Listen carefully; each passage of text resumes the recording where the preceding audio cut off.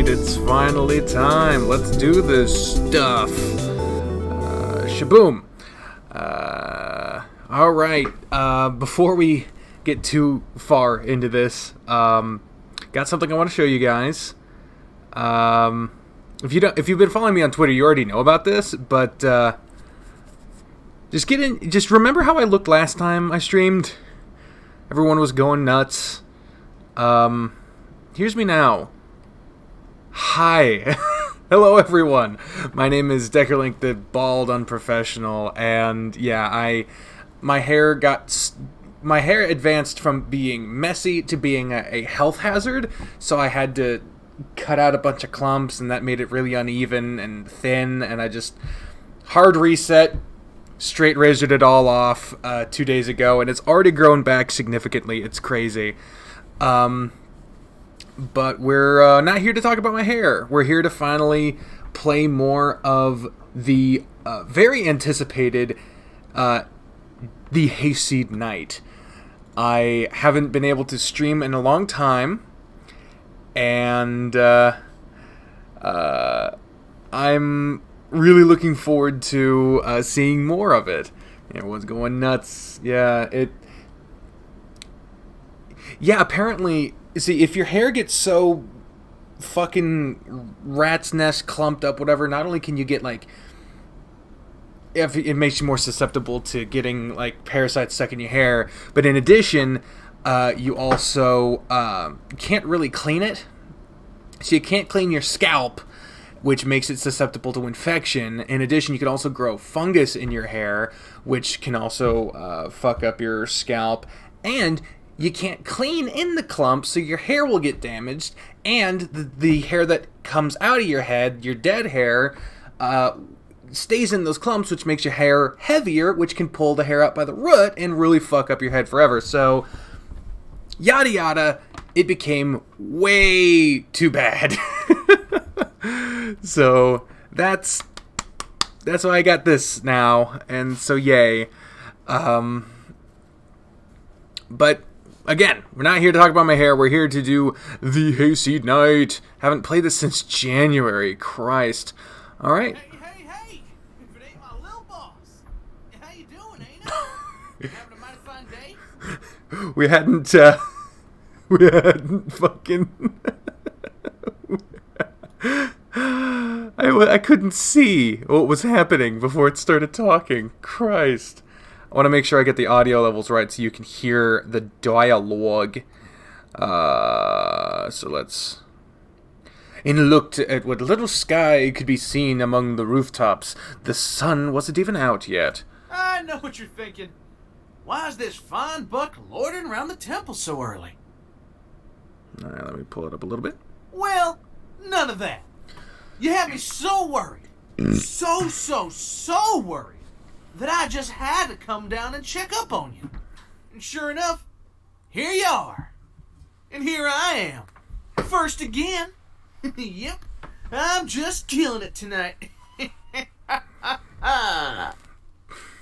So, if you don't remember what the fuck is happening, they ran off. We're finding them. It's a little bit... What? The new season of Psyche K came out the 1st of March? What? Like on Netflix or what? Like, because I saw somewhere someone mentioned that there was 3 seasons on Netflix, and I was like, no, there isn't. There's only 2. But did it change? If so, I know what the fuck I'm doing after this, because I love The Disastrous Life of Psyche K. But first in the contest of people acting suspiciously, that's for sure. But of course, Zaina couldn't say a word about it. She signaled Eder to follow her into the forge, since he was already there. The workday would have to start early. Work at the forge went something like this. Aina worked on her craft, then she gave Eder... Ader? Which one do you guys prefer?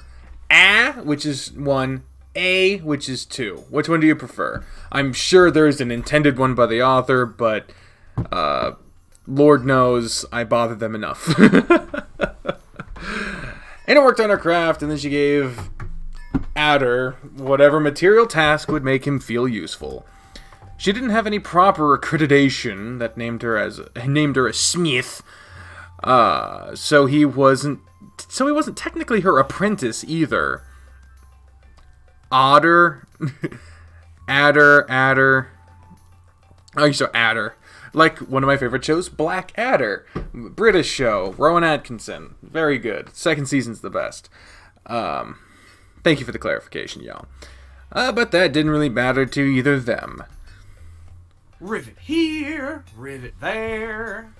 And this weird one's going to my rivet collection. I knew this was going to be an easy stream because they got voice acting for the characters, and I like that. It is unique. Of course, I could play Winds of Change again. I haven't done that in like 5 years, but I want to play this. This is fun. There was something different in Adder that day. Something had changed. She could feel it. Hey, boss. If you're all done staring at me, I'm gonna get back to work. Those shields won't rivet themselves. Getting mighty full of himself because he got the attention of a female. Lies. Oh.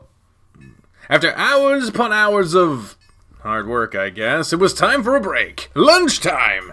The most tranquil time of the day for both Adder and Dana. Hey, Black Adder, nice. Not that either were ever under any real stress, mind you, but the predictability of lunchtime itself helped ease Anna's turbulent temperament and Adder's talkative stomach. What have we got in store today, boss? Is it tater time? Is it tater time yet? Is it tater time? That's really funny because last night we had tater tot casserole. We've got leftovers, and I really look forward to having more of it. There's 2 episodes of the 3rd season of Psyche K. Like, total or just have come out so far? Because if I remember correctly, it's just like an additional... It's one of those things in anime where they just have a couple of extra episodes at the end of a season. Because the end of season 2 made it seem like there was something else coming up, but I didn't know if it would be a full season or not. So is that all of the episodes there will be for season 3? Or are those just so far? Adder had long since dubbed this short period away from the forge as potato time, since that was always the menu at Shayna. Today was double potato time, since she'd forgotten to get him some food the day before. Oh, that's perfectly fine. I absolutely adore the English dub of Psyche K, but the Japanese version is no problem for me. Look at them taters! They're so tiny and cute! Oh boy, they look so freshly dug out, one of them still got dirt on it! Ew. Not a problem, boss. They're just... Uh-oh. Ugh. Now that didn't sound like an adder sound. Did these things always taste like this? Oh no. He's been spoiled. Adder tried his very best not to look absolutely disgusted as he turned the 20 or so tiny raw potatoes into puree with his pestle-like teeth. Ah, what a wonderful scene! My favorite furry potato and temple turnip sharing a meal after their heartfelt reunion. Oh, what a wondrous sight indeed. He's so tall. They're probably on like the 2nd floor, but he's peeking through the window. That's fucking adorable. Illigrab's enormous face appeared next to the window. Adder, for once, didn't scream in panic. You don't look so good, Adder. Don't tell Adder. me you stayed up all night looking for your sweetheart. Oh. Good old Illigrab. Sleep Illigrab. is for bucks that ain't got a lady waiting for him. Oh, boy. There's no need to be so dramatic, lover boy. Anna's a grown-up. She knows when she wants some space. And it's your duty as an upstanding citizen to respect the wishes of a lady. Indeed, sir. Or else. Oh, fuck. Your bribe is ready, you upstanding lubberwort! Jesus. Fine! It's a fine! not a bribe. Mm-hmm. Oh my god. It's amazing a man who can, someone who can shake the ground with their steps can sneak up on you like that. Because me and my brother are both over 6 foot tall, big dudes, and we used to bother the shit out of our mom because we would just walk quietly. I don't know. Ada cast his gaze down his Elegrab, walked away, leaving him alone before Anna's judgment.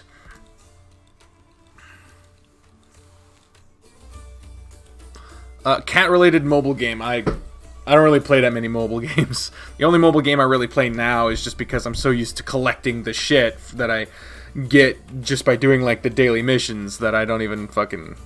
I don't even really play it anymore. Or he would have been judged if Anna hadn't turned 20 shades of red and become incapable of rational thought after Ada failed to deny that she was his sweetheart.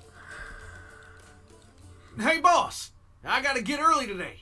I need to get back my, Goff's hat from the tavern. You know what they say, the hat makes the stag, and he ain't no one without it. Huh? We got a sound effect! Holy shit! Why can't he go get it like a grown-up? Well, that's cause he broke his leg. Oh, boy. Gosh, no, it ain't broke, no ma'am. That dumbass just went and twisted his hoof the wrong way. Yep. Your poker face could use a bit of work out here. Okay, bye, see you tomorrow. Oh, Jesus. Ada ran away, muttering something that sounded very much like prayers to himself. And so the days passed. These are some lovely taters, boss. Perfect potatoes. But I couldn't fit one more bite in my tummy if I tried. No, ma'am.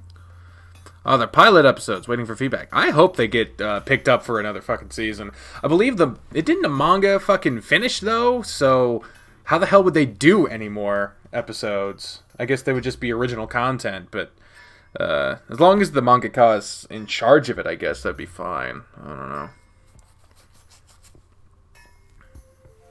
I'm just gonna take these home and stuff my face in front of Goff later. I ain't sharing a single one with him. That's nice. Nope. No way I'm giving all them taters to him or anything. Yep. Oh, boy. Dude, you're so bad at lying. Anna was more than happy to collaborate in any plan that involved making life harder for the contestant to worst bard in heirloom. But, uh-oh. And that's when I told the king, bite me. You should have seen my father's face. His leaves dried right up. I spent a whole moon literally grounded. Literally grounded. That's fucking funny.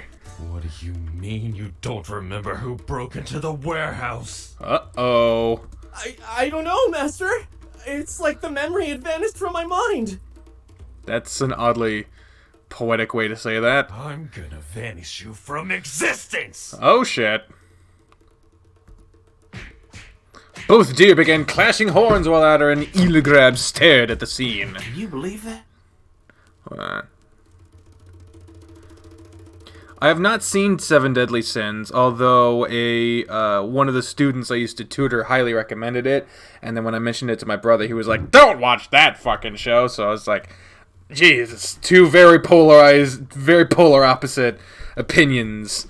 I'll probably give it a shot at one point, because if whether you love or hate something, you have to care about it. So, there you go. I know! Can't deer go 10 minutes without starting a fight? No offense, kiddo. No, I mean, can you believe he forgot someone that important just like that? Can people really forget? You are a living embodiment of the fact that people can forget important shit.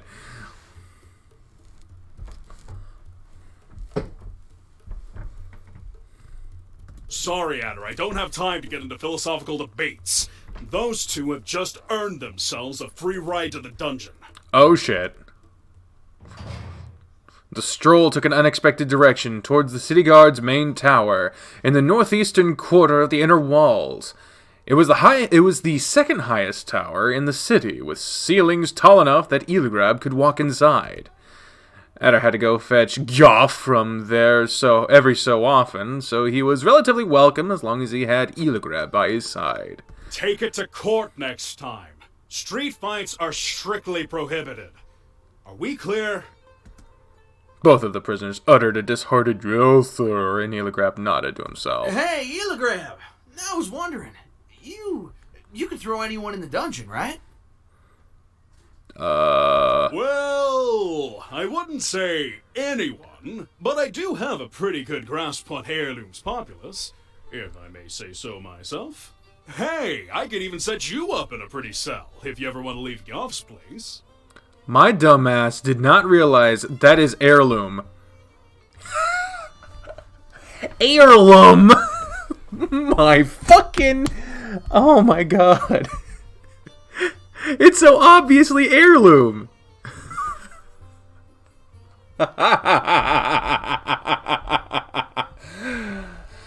I do this professionally now. I'm all good. I was just wondering if you'd seen The Promised Neverland. Don't believe I have. Never mind. Uh-oh. A never mind? What's that, some kind of flower? You smart ass. Prettiest in the kingdom. Oh! You got...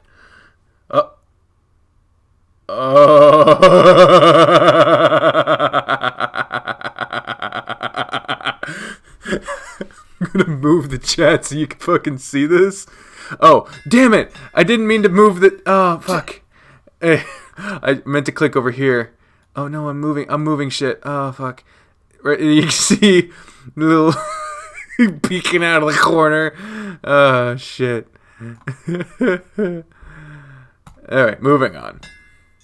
Clink, clink, clink went the hammer of Anna's forge, but there was another incessant noise.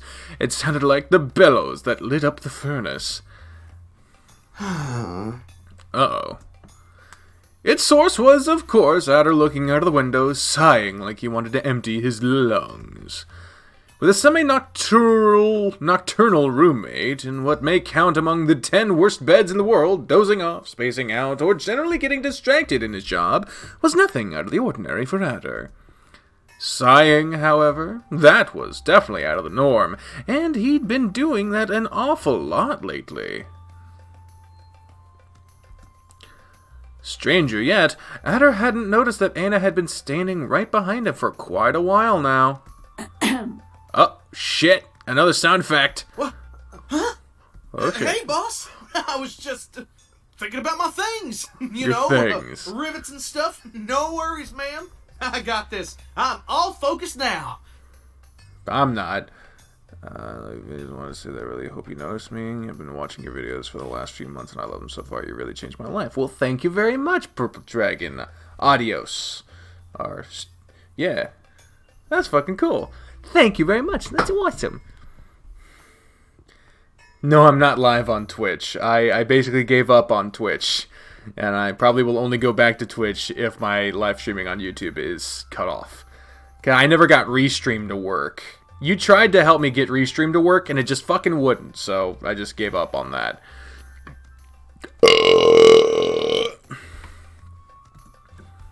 Thunk, thunk, thunk went Adder's hammer, and yet Anna wouldn't leave his side. Anything else? What the fuck was...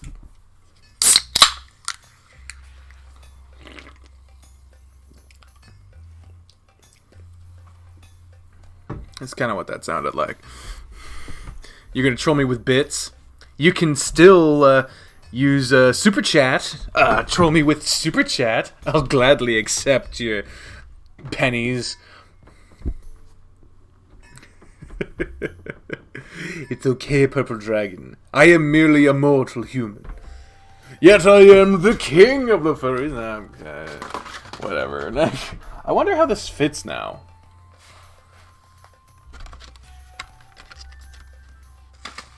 Oh, that's highly uncomfortable. Look at the size difference. Oh, that's fucking redonk. It's ridicadank. Highly uncomfortable. 3 dots. Uh-oh. Anna put a hand over Adder's in what may have been the most confusing gesture this side of Lake Zazzle. Adder looked down at it rather blankly, only to find that he was holding the hammer by its head. Wow, that's dumb even for me. You seen my brain lately, boss? I don't know where I left it.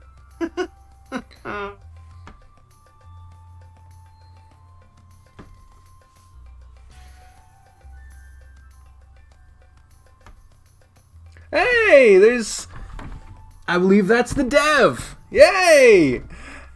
Oh, man. You know, it is always a fucking... It kind of legitimizes what I'm doing here when the dev shows up. Even if, 20 minutes. Don't feel free to not stick around. You can catch it later, if whatever you want to do, really. I'm just glad that you showed up at all. Thank you very much. Also, I'm thankful for all of you showing up. Y'all are wonderful, pandering much. Also, Purple Dragon, it's all good. You talk however much you want. That's what a chat is for. A lot of cool shit happening all at once. Anime recommendations and shit. I'm fucking happy. Where did he leave his brain? Oh, shit. Sorry, boss. Clink, clink, clink went the hammers. And it wasn't reassuring at all. Taters, huh? Sorry, boss. I'm not hungry today either. Oh, Anna looks so sad.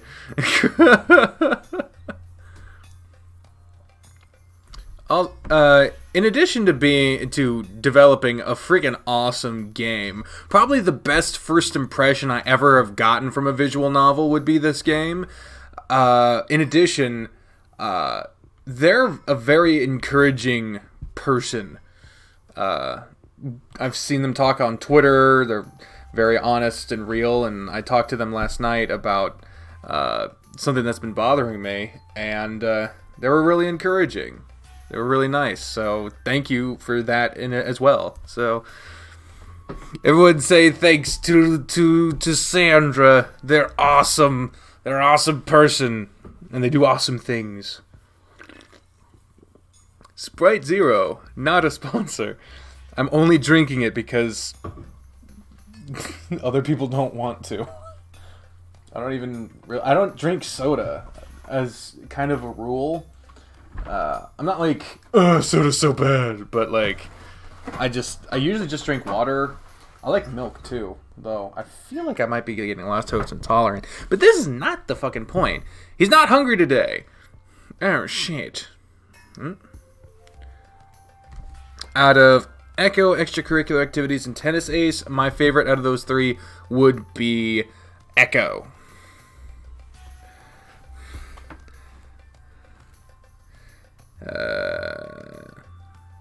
Boom.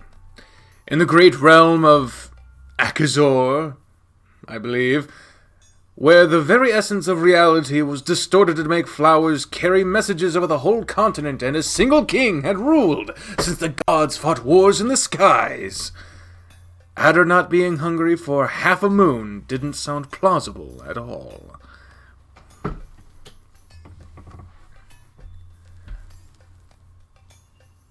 If Ticket picks the right options, we might find out. Oh shit! A challenge has been laid out! That make me fucking nervous. Oh god, oh god, oh god, I am scared. Alright. It ain't like I'm not hungry, Kay. It's just that... Look, boss. Uh-oh. I don't mean no offense, but... Oh no. You ever tried one of these? I've eaten knuckles with more flavor in them. Dude! They're feeding you! Be fucking thankful! Nah, what am I saying? I know you wouldn't touch these with a stick. Your paw's sitting on a pile of Barhan gold. Who the hell wants taters when you can have figs and dates for supper every night? Am I right? Who's my favorite character to voice in extracurricular activities? That would be Darius. And who's my favorite in general from extracurricular activities? That would probably be Harold.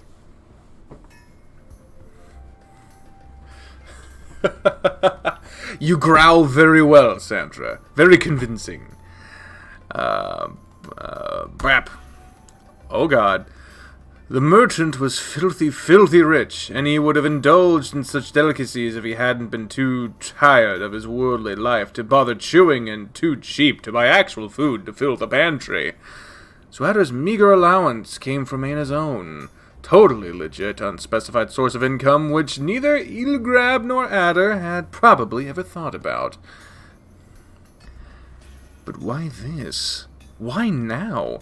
When did Ada get so picky? He'd never had any problem eating the same stuff over and over before. He was thankful that he got to eat it all. I guess it's time I learned my place and stop drooling over all the fancy stuff I won't have again. Aw. Where did he even get to try it in the first place? Yes, I have a Discord server. The link is in the description. Restless, concerned, gods forbid, worried. These were all adjectives that clearly did not apply to Aina. But for some reason, she kept passing a tiny, ugly potato from hand to hand as she stared at the city from her home, thinking about the small fortune it had cost. Someone, not her, but someone. You'd think that deer would have settled their capital in a beautiful prairie where they could graze free and indulge in hedonism. That the whole world looked something like the village Ada wouldn't shut up about, but no. A massive lack of foresight, coupled with stubbornness, and the insistence of the king led to heirloom growing in the middle of a steppe, between the enormous lake. God, these fucking names. As I've learned with heirloom, it may look complicated, but it sounds totally normal when you actually know what you're saying. So I'm going to assume that with Lake Zazzle and the Alar Sea. That's what I'm going with. Feel free to correct me. With barely any space for bush pens and the proximities, infertile fields, and a million souls to feed, food was neither cheap nor readily available in the capital, hogged by those that needed it the least. Anyway, point is that Ada was a poor starving deer, and Anna wasn't willing to put up with this anymore. Punishment? This game is a joy in every single facet. The names may be challenging, but the challenge is fun. Zihal, Alar, Ekain. Okay. Ekain.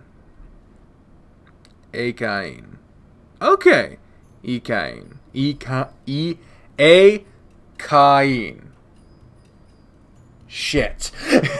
Okay, I got the first two. Zihal, Alar, Ekain. Cool. I will try to remember that.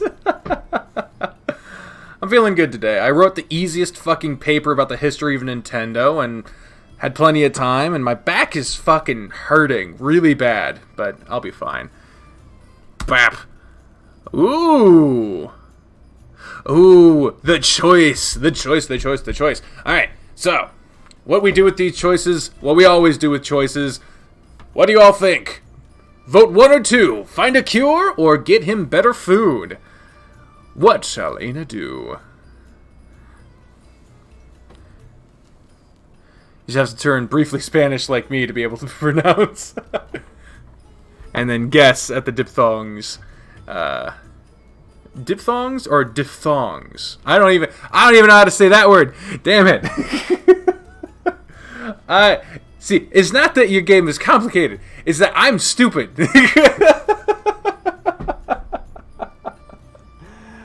Oh, fucking hell. We gotta vote for 2 to get him better food. Another vote for get him better food. Gotta vote for number 1.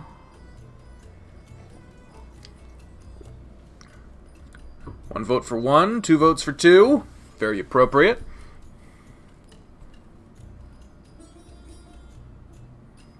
Another vote for 2.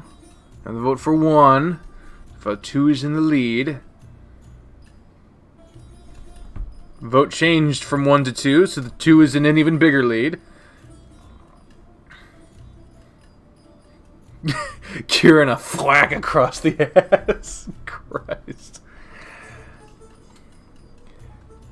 Well, the majority says get him better food, so I guess we shall go with that. There we go. I like how this game has its own custom mouse and everything. Get him better food, motherfucker! Ad had been working incredibly hard all year long. Maybe all he needed was some sort of encouragement. And what better encouragement than, well, the one he'd asked for. Ah, thank you. But finding food in this city was absolutely out of the question. The moment it arrived, it was counted and measured, and Anna had calculated precisely how many potatoes she could acquire from each merchant before Illugra began glaring at her. She'd have to make a little trip. Oh, she's looking devious. Big ol' smile. Anna mentally went over the list of her favorite weapons as she trudged through the narrow alleys that composed the inner slums. Not because she was afraid, but because she was rather bored.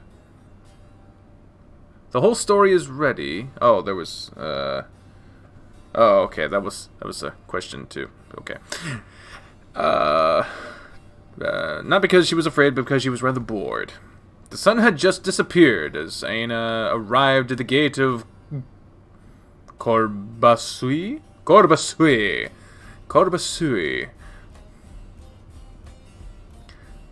Oh my god. Fuck, man. The music in this game is amazing, but this is awesome. Shit. The northernmost entrance to Heirloom as she soon left the walls behind.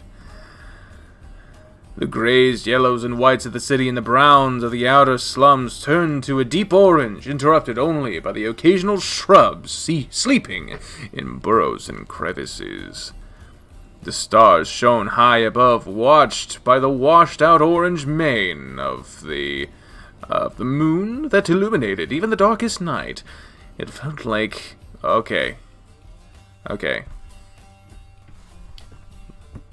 me see if I get this right.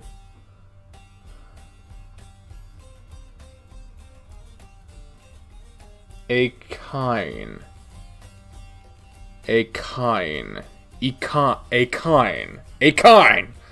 Okay. Shit. Alright. Step was as monochrome as Aina herself was. Some of the distant laughter pulled Aina out of her thoughts. She crouched down and hid behind a rock, examining the distance. Fuck. Oh, we got a camp. A small congregation of merchants was sitting on straw mats by a bonfire.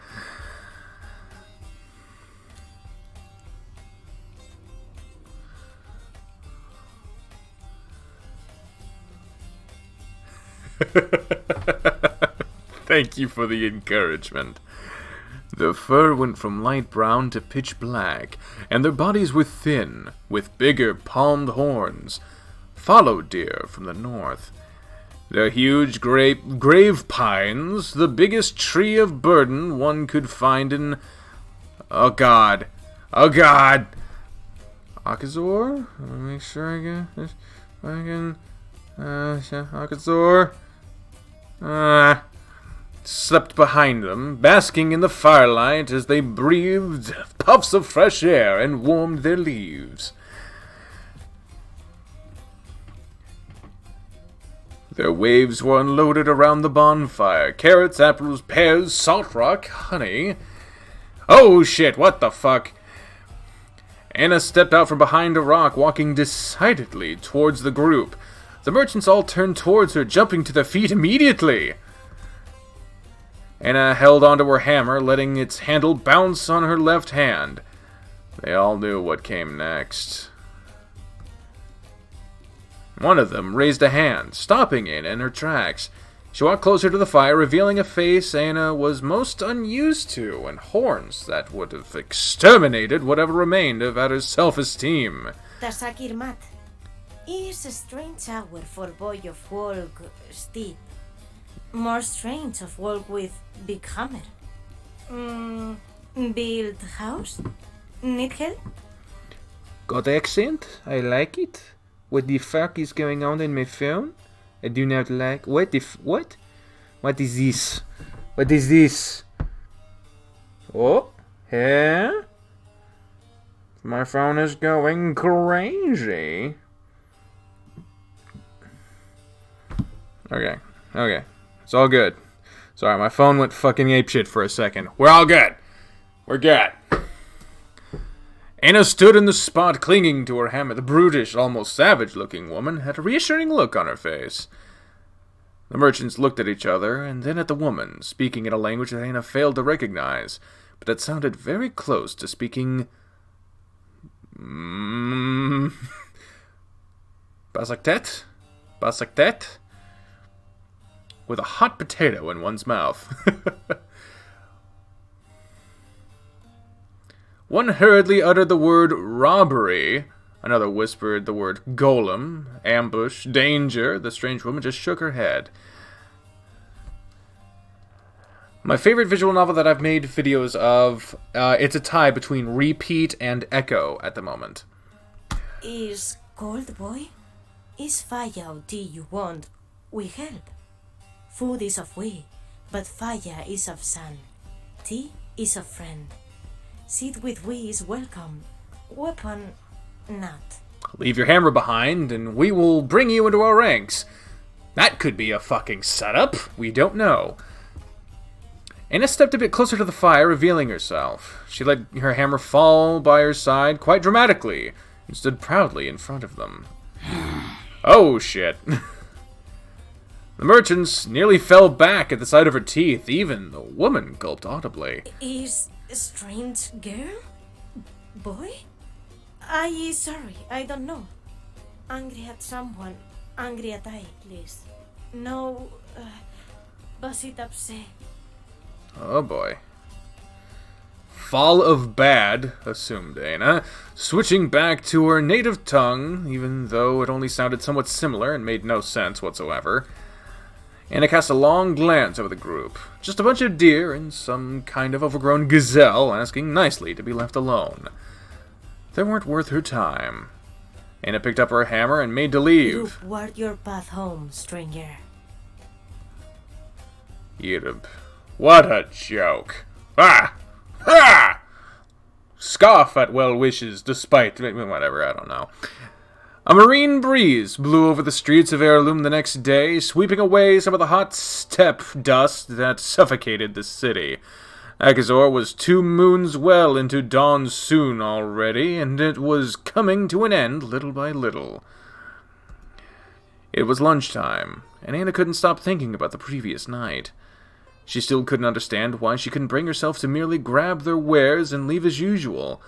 Maybe they weren't good enough, and that was her merchant instinct talking. Yeah, no. For some reason, she could only think of Adder chiding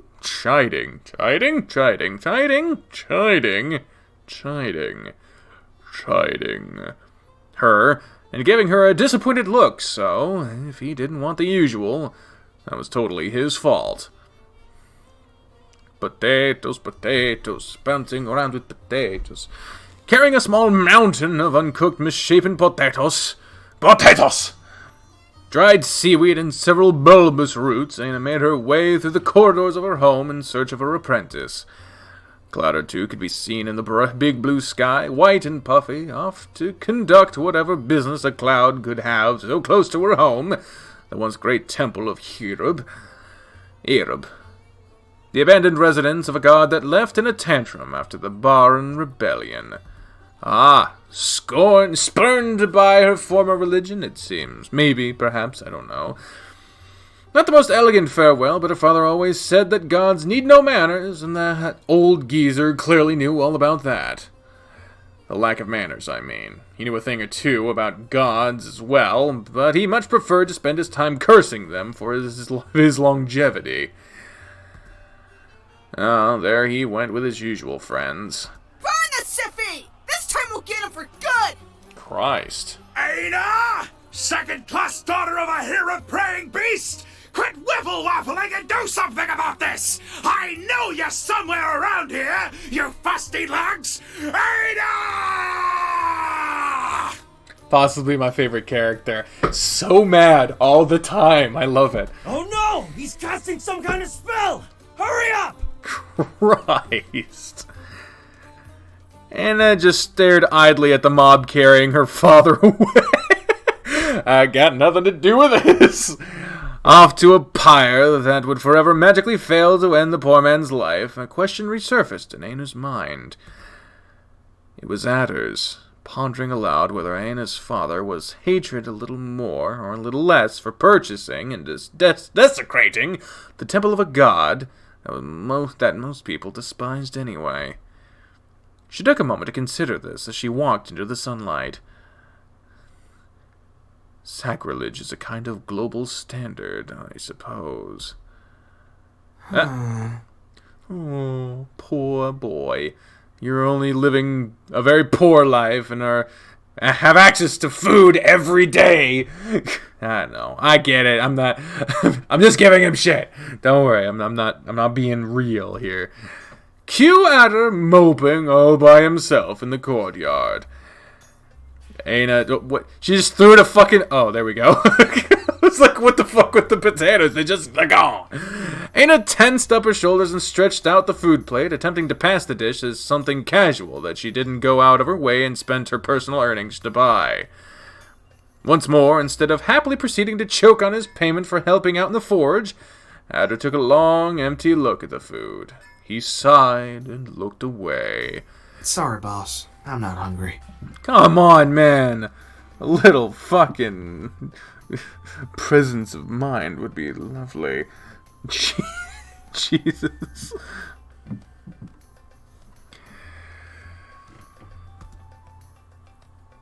So he'd said time and again during the last few moons, but Adder had always ended up giving up and eating. Less and less every time, however. Anna waited patiently to no avail. Once she got tired of that, she shook a carrot in front of his face, hoping to stir his curiosity with this new shocking ingredient. What the fuck? Okay, I gotta stop looking at my phone. Fucking shut up, phone. No answer. So there she was, shaking a rattle in front of a giant one-eyed baby that refused to eat. Seeing that diplomacy didn't work, she poked his snout with said carrot. Oh God! Oh God! Do not get mad. Do not get her mad. She will stab you with carrot. She poked until it ended up in his nose. You happy now? Oh, what the fuck? Good lord. Anna's total desperation was purposely ignored by Adder, so a poor carrot was snapped in two for his sins. It was at this point that Anna realized she didn't much care about why he wasn't eating. All she knew was that deer had to eat, and he hadn't done so in a while. Oh shit, what the fuck? With all the delicacy her hands could muster, she opened his jaw and smashed a raw potato right into his mouth. But something was wrong. He didn't overreact. He didn't attempt to talk his potato-in-mouth dialect. He just grabbed the tuber and handed it back to Anna. If you like them taters so much, why don't you eat them? Oh, you ungrateful bastard. And now you're growling at me? What's your deal? Oh, you fucked up, man. Oh no. Her deal? But he was the one acting strange. She was just trying to help, and he still hadn't eaten a single thing. I don't want your darn potatoes, Anna! Just leave me alone! Oh, no, man. Anna hesitated for a moment longer, and her fists would have given quite a speech. She turned around and angrily stormed off. That'd teach her to think about anyone other than herself. Oh, man! We missed out on the right choice. Damn it! Fuck. Guess I'll just have to check that out in my own personal time. Unless you all vote for a redo. Do y'all want to see a redo? We don't do it very often, but it's possible.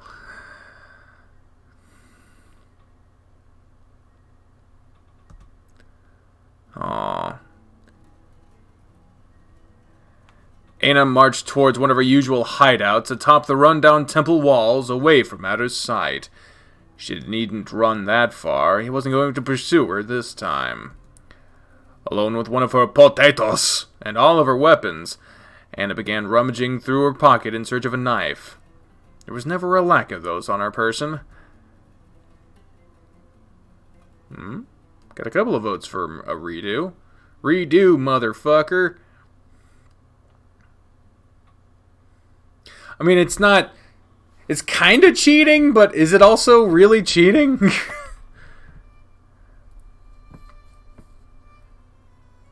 Would you be insulted, Sandra, if we did a redo? Because I don't know, maybe that... Would that be insulting? Because, like... I don't want to imply that, like, I don't want to read... I don't know, because you worked hard on both of the options. So just casting one aside might be insulting. I don't want to be rude.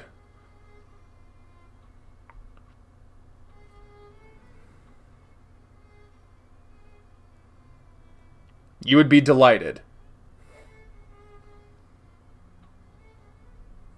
You find it hilarious. Alright. Okay. Okay.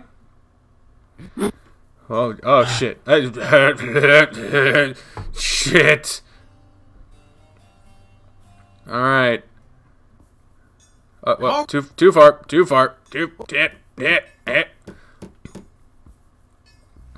Why can't we... We can't go forward again. Shit. We should be able to skip to the next choice, yeah? Okay.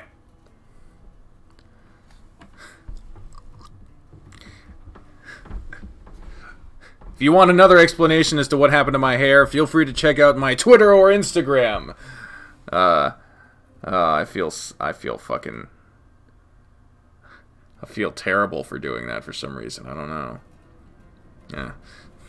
Alright, so the correct choice, it would seem... Well, both are options. I don't want to say one is right or the other, but the one... Y'all voted for a redo, so we go with Find a Cure.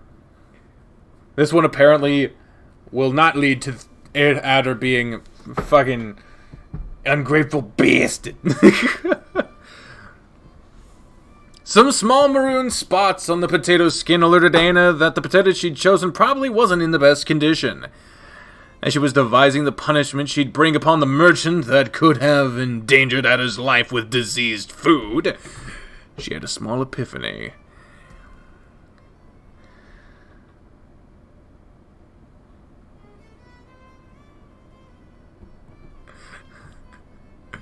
Nothing's your fault. I'm the one fucking playing, Sandra.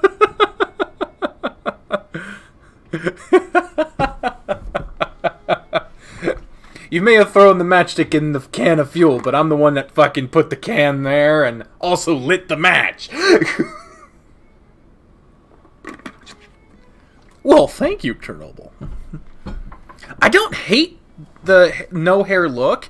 I'd prefer having longer hair, but, you know, I have yet to find a look of mine that I love, mainly because I don't think that I look good at all. Don't go sad on us! Don't be sad! Just keep playing! Everyone's wanting to be happy. Perhaps Ada wasn't being an imbecile. Perhaps he was just sick. Ana didn't have to have the foggiest idea about medicine, but she figured that it couldn't be too different from fixing any other thing in the world. She just had to figure out what piece was malfunctioning. I like this face. I like this face that she's pulling right now. And she knew where to look. Quiet, furtive steps, the only sound disrupting the consuming silence that filled the temple of Yerub. Once the night fell and honest folks left the streets, any thief that was dumb or brave enough to target such an old place of worship would have been surprised to see that not a single fire burned in the whole temple after sunset. Not in the courtyard, not in the offertory, not in the library where someone was meticulously looking through the shelves filled with books and clay tablets that threatened to crumble into dust at any moment. Ana set her sights on an interestingly named volume. You can't be fucking serious. Hold on. Possible thumbnail moment? I don't know. As if the fucking name thing was already kind of a joke. What? What? You know what? I'm gonna try it. I'll go it slow, but Basakra hun yana kikain nap that tan kinyanet. Yeah, I probably just insulted like 15 different cultures by doing that. Roughly translating to Sonar as Anatomy of Barons and Akains. I dare you, I double dare you say that. Wonder how fast I can do it. Basakraunyana kekanyanapdet net tankinnet.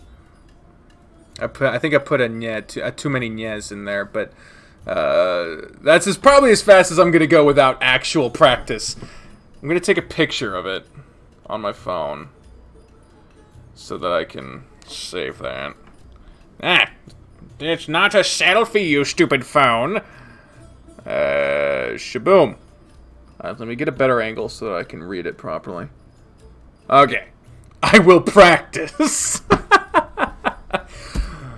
In Ana's humble opinion, as an observer removed from the art of talking, society improved a little the day the Northerners introduced the concept of breathing between worlds.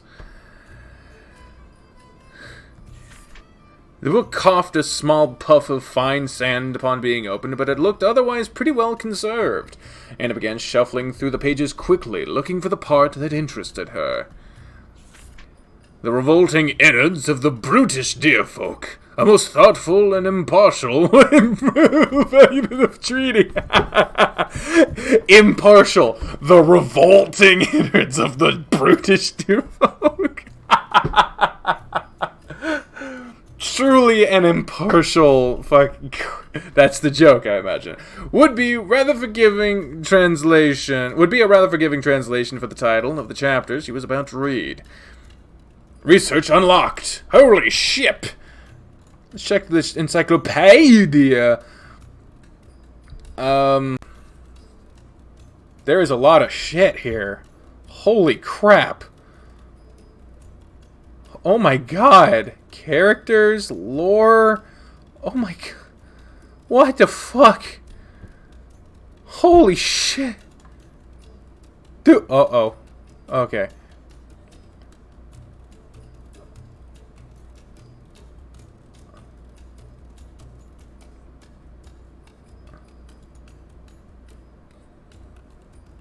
Uh-oh. There's possible spoilers. Oh no. Let's return.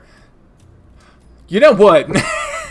There is so much information on those pages that it would take a long time to go through it all. I'll familiarize myself in my off time. The reason for Ada's strange behavior had to be written somewhere around. She just had to narrow down the source of the ailment.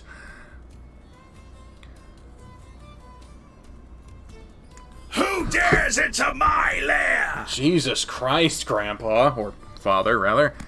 Anna slammed the book shut, startled. She growled softly to let him know that it was just her, and she left the book on a nearby table. Anna, you stupid spendthrift!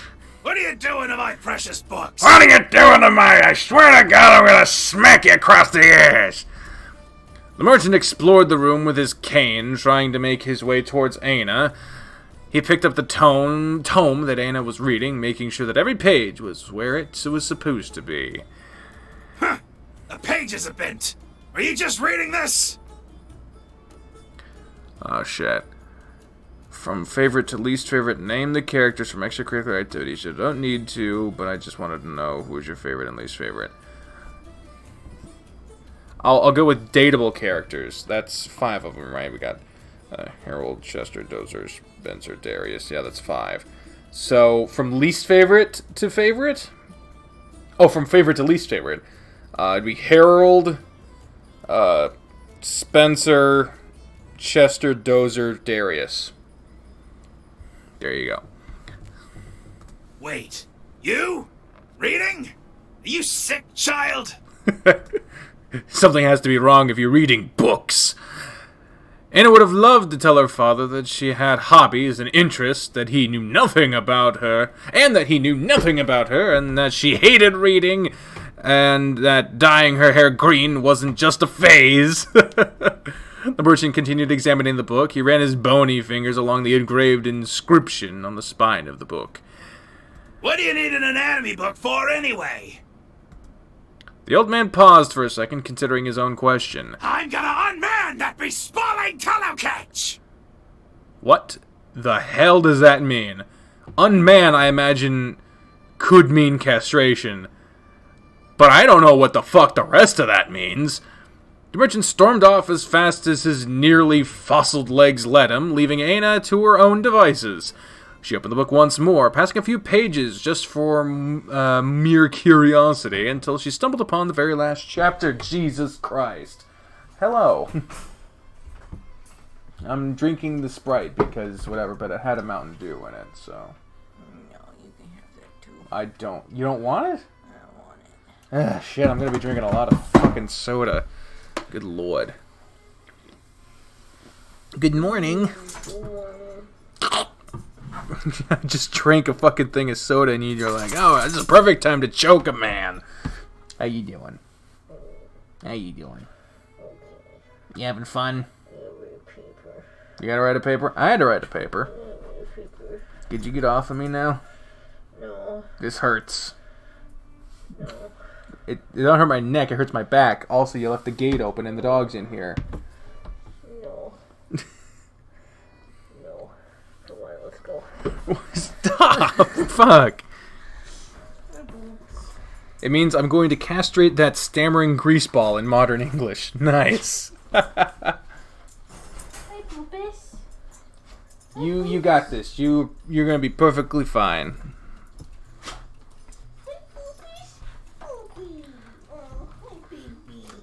I'm not the biggest into scary or horror movies. Bloodlust, a concise summary on the geological evidence for the existence of the gruesome savage beasts, speculations and imaginations of their appearance.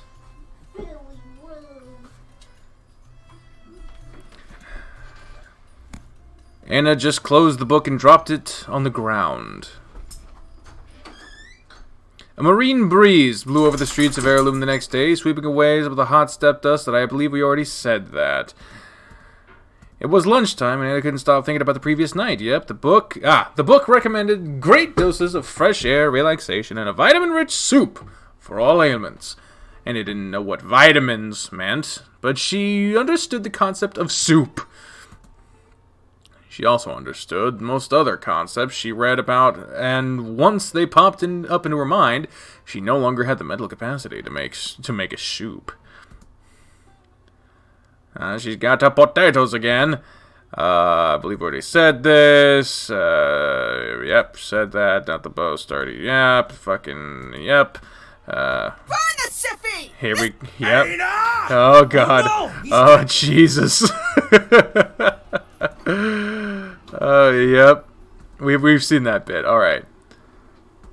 Yep. Okay. We're here again. Cue at her, moping again, tossing the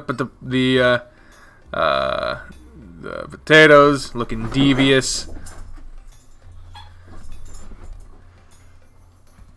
Yep. Still, Sorry, boss. I'm not hungry. still the same so far.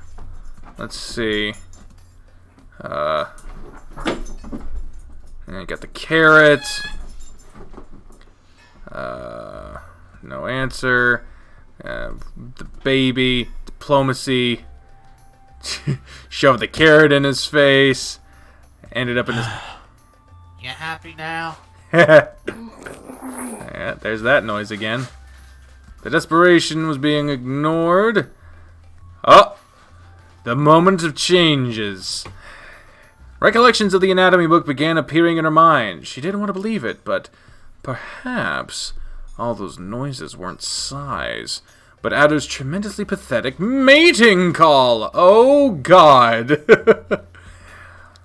She stared at Adder from behind the mountain of food as he rubbed his snout. Yes, she read something about that. What a shameful display, showing off his nose to a pure maiden to entice her.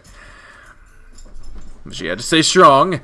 That wasn't the time to let her heart flutter under the very self-indulgent assumption that Adder was somehow interested in getting to know her better. Anna was no Hakim. I don't know what that means. But she knew the profession well. She needed to confirm her suspicions based on the symptoms before giving a diagnosis. Could you stop making noise, for Christ's sake?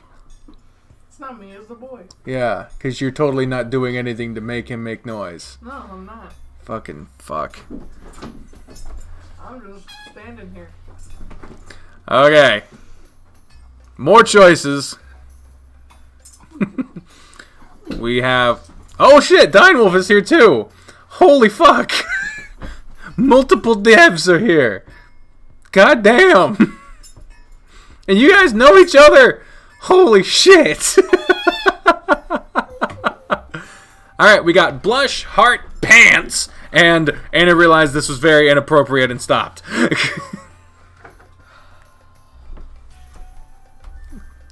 1, 2, 3, or 4. Make your pick. Christ. And don't just pick pants because it's funny. Yes, Diane. Diane also noticed. Shaved my head. I have had... This is the least amount of hair I've ever had.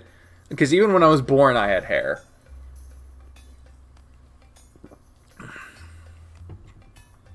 Is Adder about to get some? We got to vote for 2, which is heart. 2 or 3. 2. Vote for blush, which is number 1.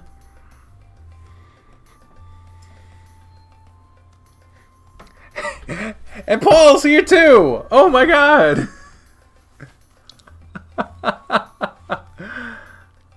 Alright, the majority seems to be saying 2, so we'll see how that goes. Y'all seem to be into the idea of redos, so depending on how it works, we'll see. Bit of internet history. Knew each other. Dine has no context, so he immediately went for pants. Nice. I got a feeling jumping to that would not be the best idea, so we'll go with heart for now. The book had talked at length about the feelings associated with such a state. Heart racing, palpitations, and extreme warmth would be the most characteristic ones, and they should be obvious to the touch. Anna looked at her palms. Well, actually, she didn't. They were covered in bandages. She just looked thoughtfully in their general direction. She wouldn't bare her hands for him. Not now. Not yet. Maybe not ever. Her ears weren't covered, though. Perhaps she could listen to his heartbeat. She could just put her face to his chest and... Oh. Wait. She can listen to his heartbeat with her face buried in his chest. Ah! So that didn't work. We did get one vote for blush. There was a vote for pants. There were a couple votes for pants. I did see a vote for just stopping now. But if all of these are options, since one got eliminated, maybe we can try them all. We'll try blush before we get to pants. The book stated quite specifically that one of the most obvious external signs of the illness was a flush of red spreading through face and possibly chest. Anna put her face closer to Adder's, looking for that blush. Adder's face went red immediately. Anna nodded to herself. It had to be a bad case. He was even going a little cross-eyed.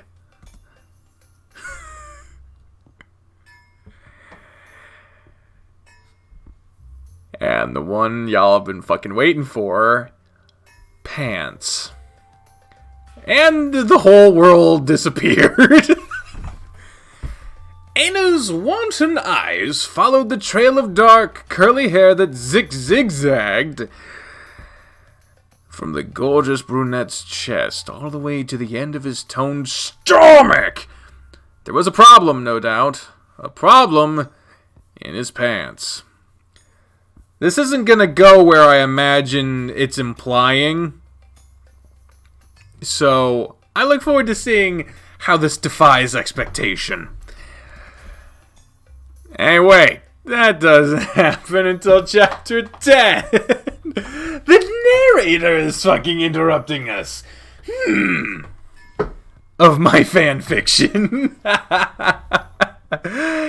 Ana was actually just thinking that Adder's pants were several sizes too wide for him. He'd lost a ton of weight since they first met. Living with only one meal a day will do that to you. And he looked downright gaunt as of late. That's what I'll write anyway. Well, there's a fucking hint that maybe Ana is the narrator, but I don't know. Anna completed the examination and nodded, nose and ears twitching as she giggled to herself. Playing Hakim is great. Browsing the wares, boss. Can I help you choose anything? Browsing the wares. Oh, Herub, this could have been a very, very different book. Anna has been updated. Anna channeled her embarrassment and indignation in a way that was not deserved, but not uncalled for. Oh, shit. Oh, shit. Anna got a swift punch to his face, and as was the norm for her, Anna ran away before she got a chance to see his reaction. So now that we've seen the two, do you think the reader was a good idea? Did we choose the right path? Did we choose the one that y'all wanted?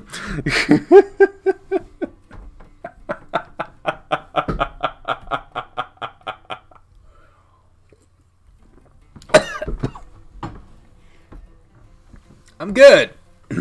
I'm good.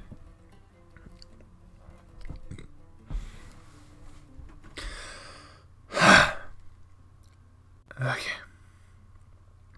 Anna marched towards one of her usual hideouts that I already said this. Alone with one of her potatoes, I already said this too.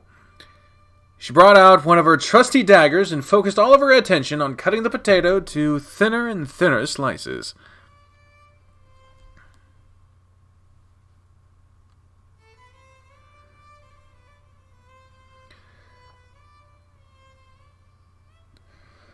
A mixed reaction of people saying that they may have liked the last one, maybe this one.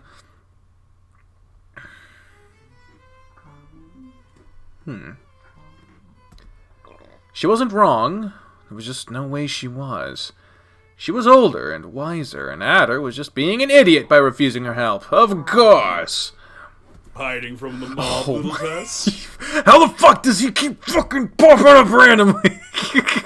Son of a bitch! God's damn it, giant tree man!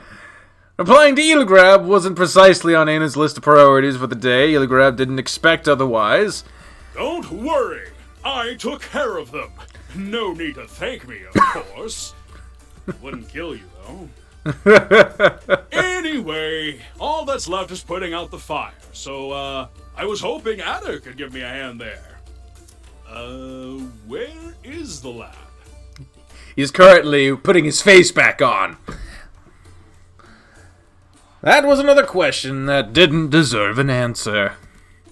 Anna devoted her whole being to gathering all the extra thin potato slices and then launched them into the air, watching them fly around like some tremendously wasteful confetti.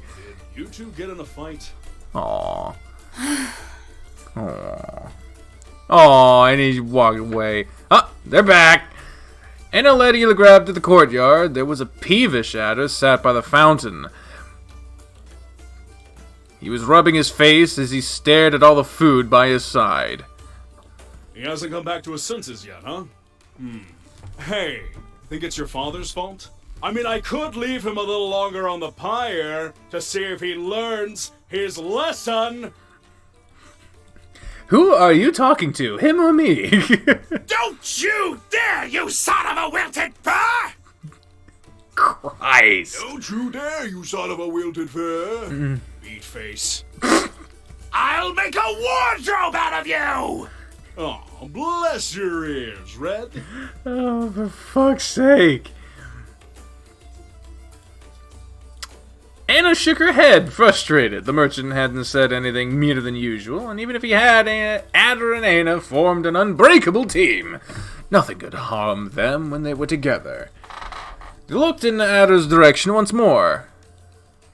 He's trying. What the fuck? He's doing somersaults. What in the shit? I won't even pretend I've ever understood how Adder's mind works. What is happening right now? You two worrywarts were made for each other. Christ! And his face turned red immediately. The legendarily morose Smith would rather admit to any criminal charges against her than let on that she was actually concerned about anyone's well-being. Eelgrab smiled and stepped forward before she had a chance to protest, however. Let me handle this. Oh, shit. Oh, God. Oh, God! Ahem. Uh-huh. Addison, son of Garfaz of the Upper Field, you're under arrest! Oh, shit! Oh, sorry, I'm sorry. I'm so sorry. I knew that it was against the law, but I couldn't just go tell on her. Please don't kill me. For worrying a precious little being, like, You just admitted to some shit. Hey, sweetie, give us a minute, will you? Oh, boy. Adder! My favorite Chanthurian refugee. Why would the only law-abiding deer in Slander District ever beg for his life? Oh, boy. Did Gyoff talk you into conning someone? Someone called Talid, perhaps? This is also a possible thumbnail moment. Huh. No, thank you. All the gold in my socks are on ain't worth a word with that sicko. Basaksarat. Don't tell him I Nice. said that. Well, that rules the most serious possibility out, which leaves us with a scared buck and a seat. And you know that I'm only second to Aina when it comes to both. Start talking. Oh, hell. All right. If I'm gonna die, at least let me die an honest buck. What the fuck? I met this girl and she booped me and I got so nervous that I ran away, but then we met again and it turned out we kind of knew each other because I tried to save her once. Things got kind of heated up between us and, Oh, boy. what we did that night? Oh, boy, that can't be legal. What? Oh! Say no more! So, you shed your antlers! That's no big deal! And most certainly not a crime, though you know, fawns happen. You do know about that, right? Oh, God. Adder, I love you like a son, but please don't make me take on your father's actual educational duties. I know where fawns come from. That ain't... Oh, boy. Good! Then what could Oh, of course. I should have known from the very first moment. At his eyes lit up slightly, Illigrab let a heavy hand fall on the buck's shoulder as he took a deep breath. No matter how guilty you feel, cheating is not a crime. Say what? I want you to know that I don't approve of what you've done, but I'm sure Ayla will understand if you talk to her. I'd never cheat on Ayla. I'd have to be courting her for that anyway. You're not?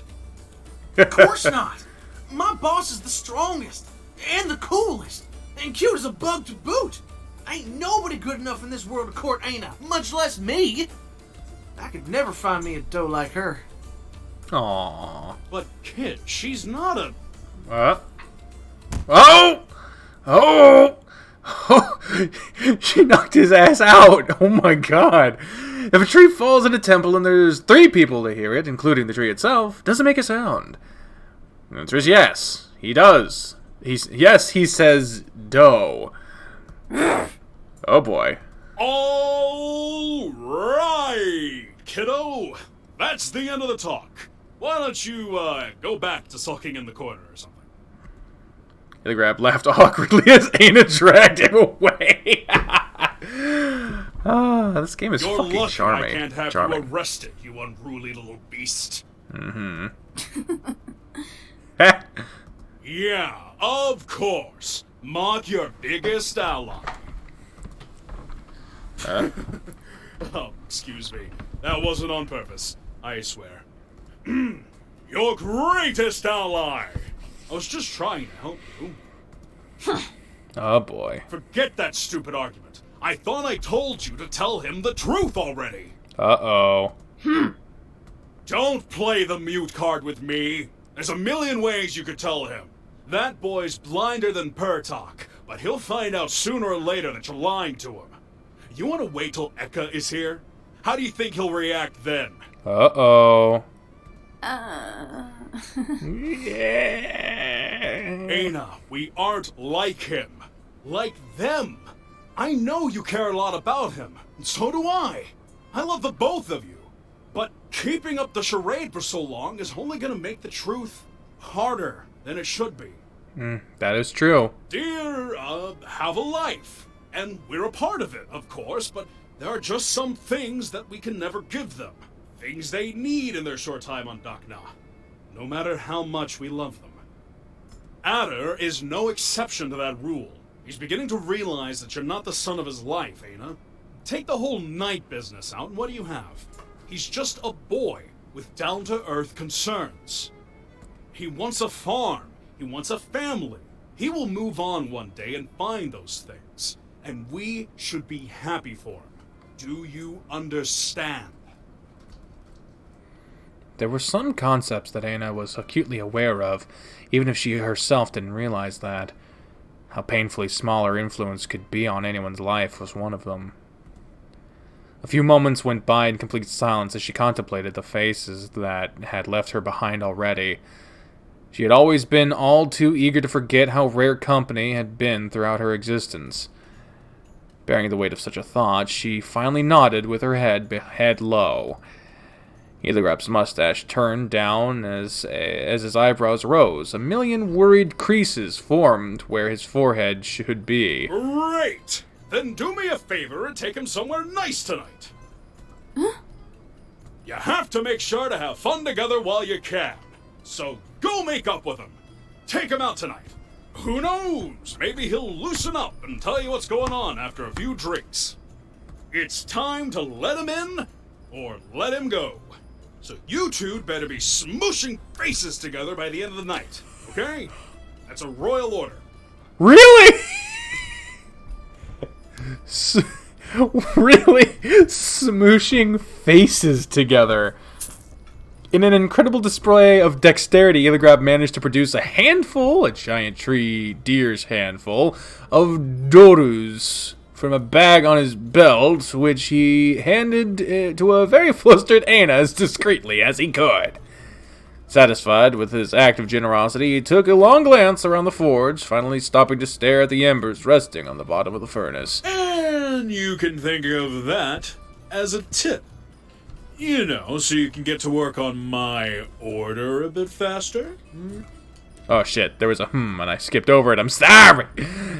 And I looked at... fuck! And I looked at Illigrab straight in the eye. Not restless, not calm, even more silently than usual. She stretched out the hand, holding the coins towards him. Fair enough. I should know better than to try to bribe a Tess. You guys are a prideful bunch. But hey, keep the money. I'm sure Adder could use a little, push in the right. Oh boy. Are you going to help me down or what? Red, I swear I'd let the mobs have their way with you if it wouldn't make your daughter sad. I'd like to see you try! That guy is so he's tied up and he's still like, you can't get me, motherfucker! Oh, I'm sure you would. He's right, though. I shouldn't leave him hanging like that. Good luck, Anna. Free from the chains of unwanted social interaction, Anna silently pondered Illigrab's words as she headed back to Adder's side. There used to be sacred flat pools in the public courtyard, now served as a magnificent dish and laundry washing station. Adder's, particularly, since he was in charge of these chores. At the end of the day, any of her oh-so-urgent chores were just another excuse to keep Adder around. Uh-oh. He purposefully looked the other way. Of course, he didn't want to talk to her. The irony of getting blatantly ignored by the clingiest deer and Darkna wasn't lost on Anna. A painful punishment, if there was one. An apology was something to be rarely expected from the smith. Not because she failed to see the fault in her actions, but because she didn't know how to apologize. No, that was just an excuse. Adder always knew when Anna felt guilty about anything. Then again, why did she have to apologize when it was him who failed to appreciate her efforts? She would have continued patting her own back and telling herself how right she was, if she hadn't noticed that the food wasn't nowhere to be seen.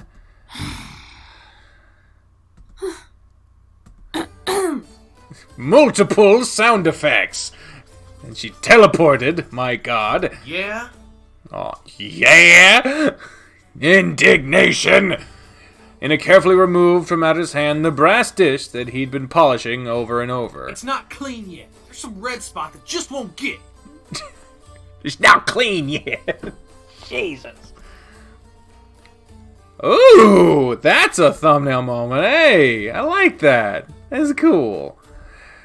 An incredible feat, considering that he'd been washing the same dish since their conversation with Illigrab started.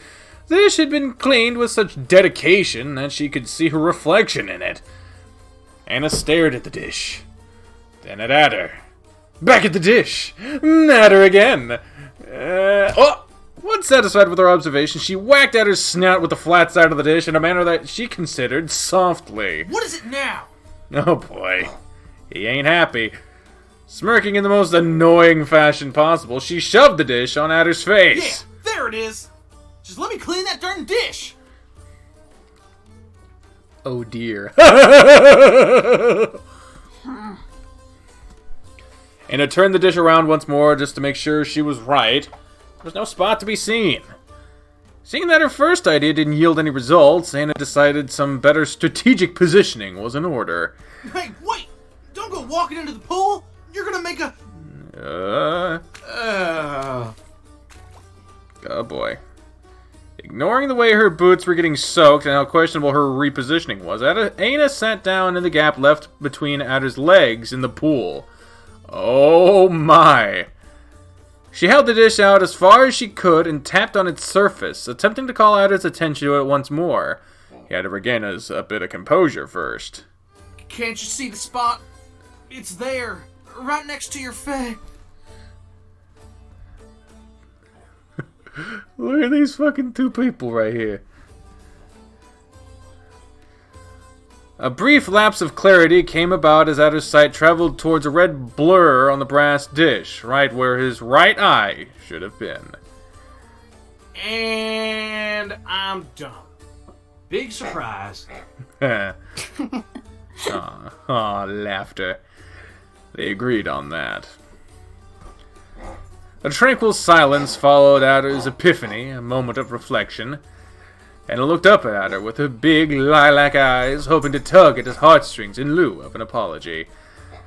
Some would call that kind of purposefully cute look manipulative. Some people would get their asses kicked. Well, darn, boss. I may not be all that used to the eye thing just yet, but I don't really need two eyes to see when you're trying to play me. Oh, shit. Anna patted Adder's enormous arms as patronizingly as she could, ruffling the fur that covered them. It seemed none of them would exactly apologize for what happened. Oh my god, that's a better face. It's even better. It just keeps getting better. I love it. So, of course, they went back to playing with the dish like the big children they were. Oh, it's turning. Who the hell's that gnarled leafless palm tree? That ain't me.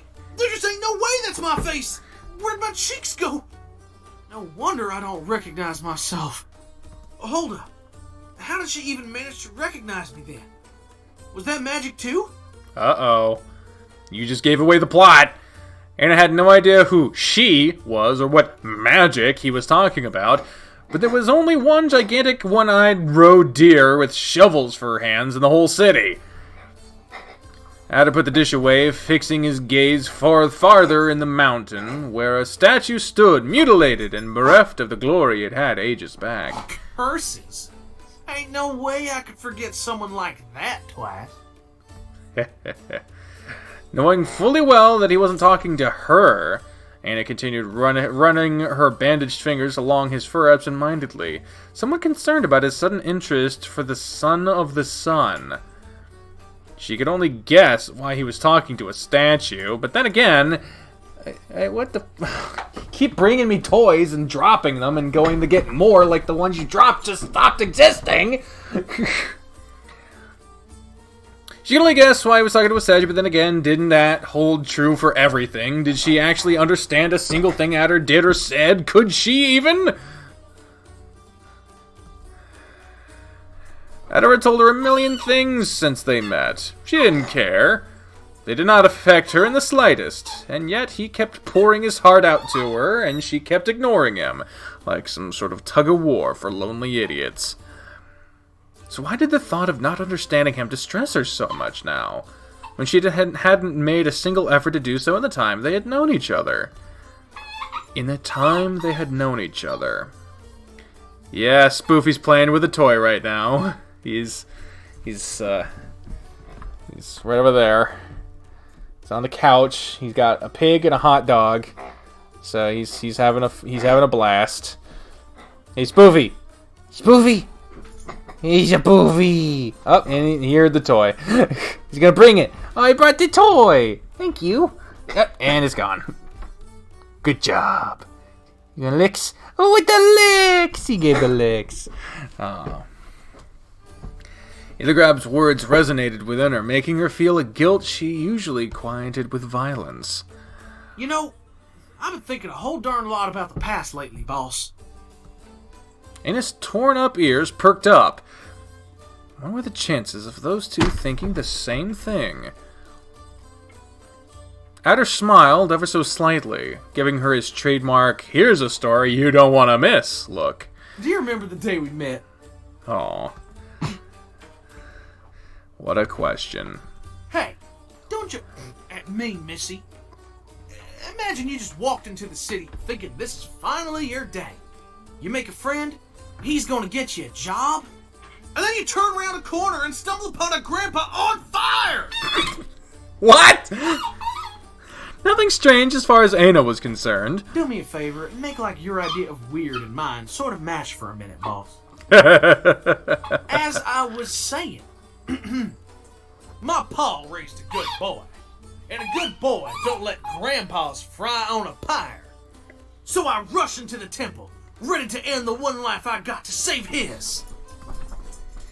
What Adder didn't know is that Anna had been looking down on the scene from her window, giving her quite a more accurate retelling of the events. But no matter how hard I try, the fire's just too strong for me. There's nothing a poor buck like me can do. With his last breath, the old man calls for his daughter, and he hollers until... Whoa! The prettiest girl I've seen in my life walks right out of the gate! Anna made a conscious effort not to giggle. To be fair, half the female population Adder met was the prettiest girl he'd seen in his life. And as she makes her way through the crowd, she looks at me! At me! Of all the people! Of course she was looking at him. He was screaming louder than the man on the pyre. And she gets closer. And closer. And then... the little thing just signs us to get eaten by a beast and walks away like it's got nothing to do with her.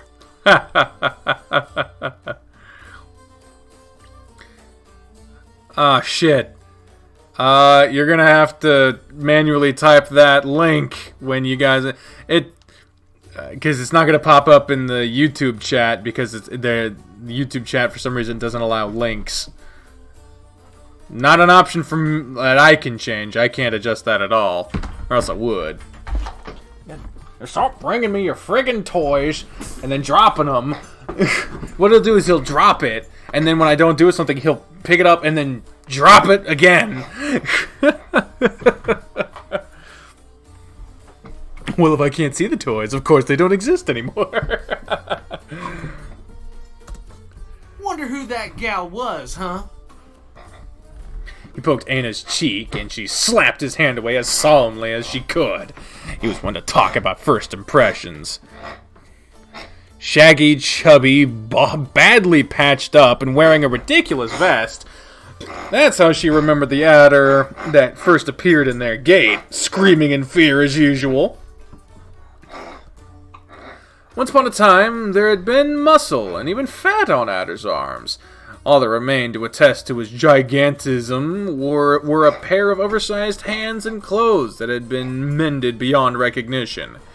Indeed, he was once a boy with a tender scar on his face, yelling from the rooftops that he fully intended to become a knight. But dreams aren't edible, are they? I gotta say, this year's been kicking my ass real bad. But I'm still alive and in one piece. I guess I got good health at least. No thanks to your horn-shattering, teeth-breaking, nose-bending punches. Jesus. But you're the one person I can always count on, boss. I trust you with my life. Aww. Yaw, cute giggle. Oh, you caught yourself cute giggling. Yeah, and cough it away. Oh, yeah. It's a very adderous exaggeration, of course. They had only been friends since the last bleak night. At least the way she saw it. There was no way he'd trusted her that much already. Baka! Then again, Adder would have probably argued that they had been friends since he arrived with that first bloom of flower scents and that he would have died for her since the moment he saw her. And it ain't just you. I can't imagine leaving Mr. Bard's home. Or not going on walks with Eligrab. Even the patron. Gods, I never thought I'd find something like this when I left the fort. I was just dying to go back. Oh boy, he made it less special about her. Back. Uh-oh. Adder shut up all of a sudden.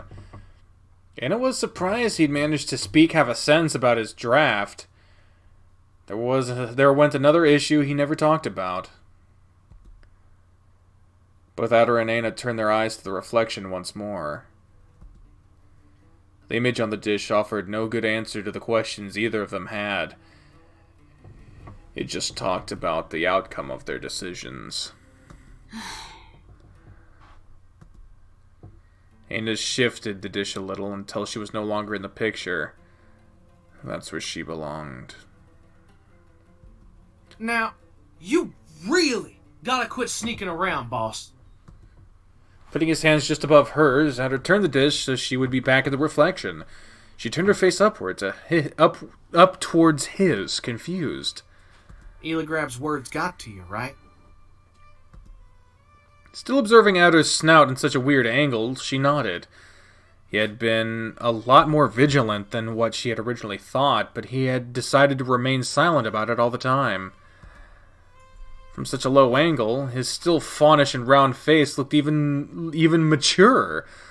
Now, that was a stretch. She knew that mature was probably one of the last adjectives that would ever be associated with him. But for just a moment, she felt like he wasn't a dumb kid who would get lost if she let go of him anymore. Please, oh please tell me you didn't believe him, ma'am. He got it all wrong. I ain't no cheater. I never once said I was courting you, I swear. You almost had a moment there, buddy, but you fucked it up. It was just a moment, as I said. Anna quietly considered the question, but not before headbutting his chest for that tell, of course. Ooh. This option has always fucked with me. Do we pry, or do we comfort him? Both could be bad, both could be good, we don't know which one is which. Oh, fuck. Make your picks, y'all. Make your picks, y'all. Is this peanut butter? How do they describe it? Wafers with peanut butter, yeah, okay. That's cool. We gotta vote for pry. We gotta vote for pry. Huh? Hello? Oh. Sneezing, okay. Another vote for pry. 3 votes for comfort. I wanted to talk about magic, so 1. Another vote for comfort. Oh, Dine says comfort. Comfort, comfort, comfort, comfort. People are comfort, comfort, comfort voting. Pry maybe, but comfort is good. Then I don't know what the fuck that means. Comfort. I made it come late, but comfort seems to be the majority vote. So we shall go with that. No matter what was troubling Adder, it obviously wasn't her business. She didn't like it when he pried into her life. It was only fair she'd return the favor and let him be. Anna took a long glance at the stag's jaw. My vote is 10 times that of a normal vote. Ha ha ha ha! Dine Wolf strikes again. Anna took a long glance at the stag's jaw, letting her mind wander. She always kept him at an arm's length, effectively speaking. She feared what Adder would find if he looked closer. But in moments of true hardship, Anna knew just what to do to cheer him up. No money or alcohol required. Effortlessly, she grabbed onto his arms and brought them around her waist, pulling him into what could only count as half a hug. Adder embraced her as strongly as he could, moved by this gesture. Any other person's spine would have probably crumbled under the weight of Adder's chest, but not Anna's, no. Boss! Boss! I can't believe Eligrab had the nuts to go and say such a thing. Had the nuts. What the fuck does he think I am? He knows how much you mean to me. I'd never, ever hurt you like that. Anna sighed contentedly to herself, laughing about her previous considerations about him looking like an adult. Adder was as caring, vulnerable, and predictable as the day she met him. That hadn't changed at all. She didn't want him to change at all. Change was scary. An adder an oddity in a world that shunned her. She wanted him safe and sound by her side. How could that ever be a bad thing? She didn't need an answer. It was now time for Anna to go back to sulking and for Adder to feel bad thinking that it was due to what Eligrab said. They got it all wrong. Eligrab, Mr. Bard, the patron. I know they want to help, but all them city folks think they know better than Shorthorns over yonder. he don't ever get to finish talking because they already know what a dumb fawn's gonna say. You got any idea how gosh darn friggin' annoying that is? Anna rolled her eyes back. Ask the mute girl if she knows anything about not getting to chip in. I ain't no fawn. I've been a farmer, and a water seller, and a watchman, and a soldier. I had a life before I met him, and I have one now too, but I just don't want to tell them about it. They wouldn't understand. They wouldn't understand. Oh, but they would. And what if I just don't want to talk? What if I'm tired of everyone thinking I'm a hick and that's it? It ain't the end of the world, right? Right? Adder looked at Anna pleadingly with a big glassy eye on the verge of tears. The smith couldn't even bring herself to give him the sarcasm he deserved. Anna nodded patiently, giving him a lazy, derisive pat on his cheek. She found that almost relatable.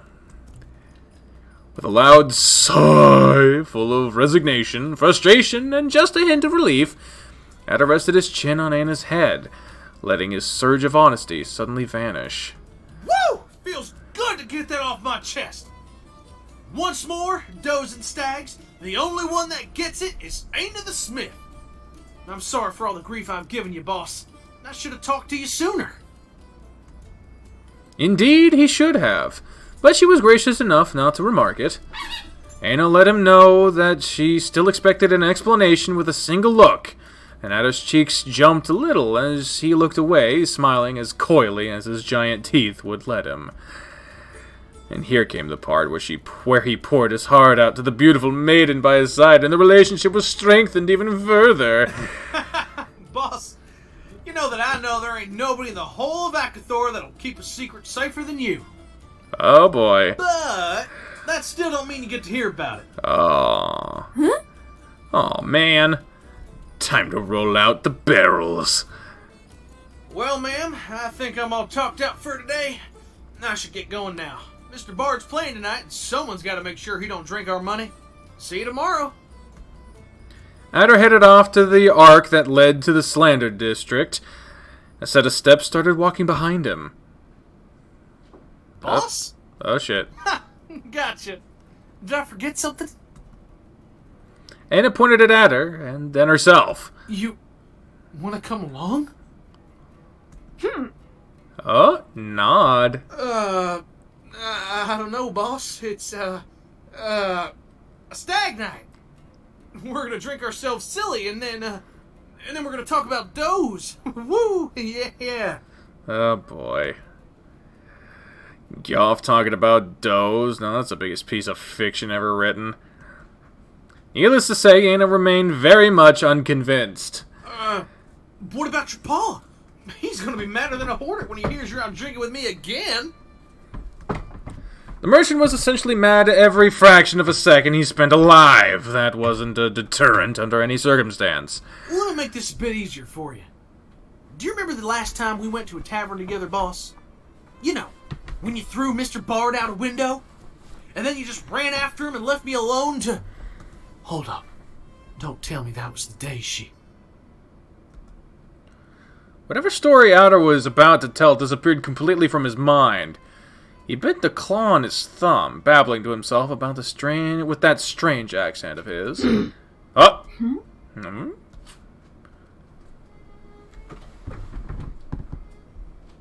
The fuck? Making noises. Her boots didn't even make a sound as she slyly walked towards Adder. She grabbed his hand with her comparatively tiny fingers and looked up, awaiting a response.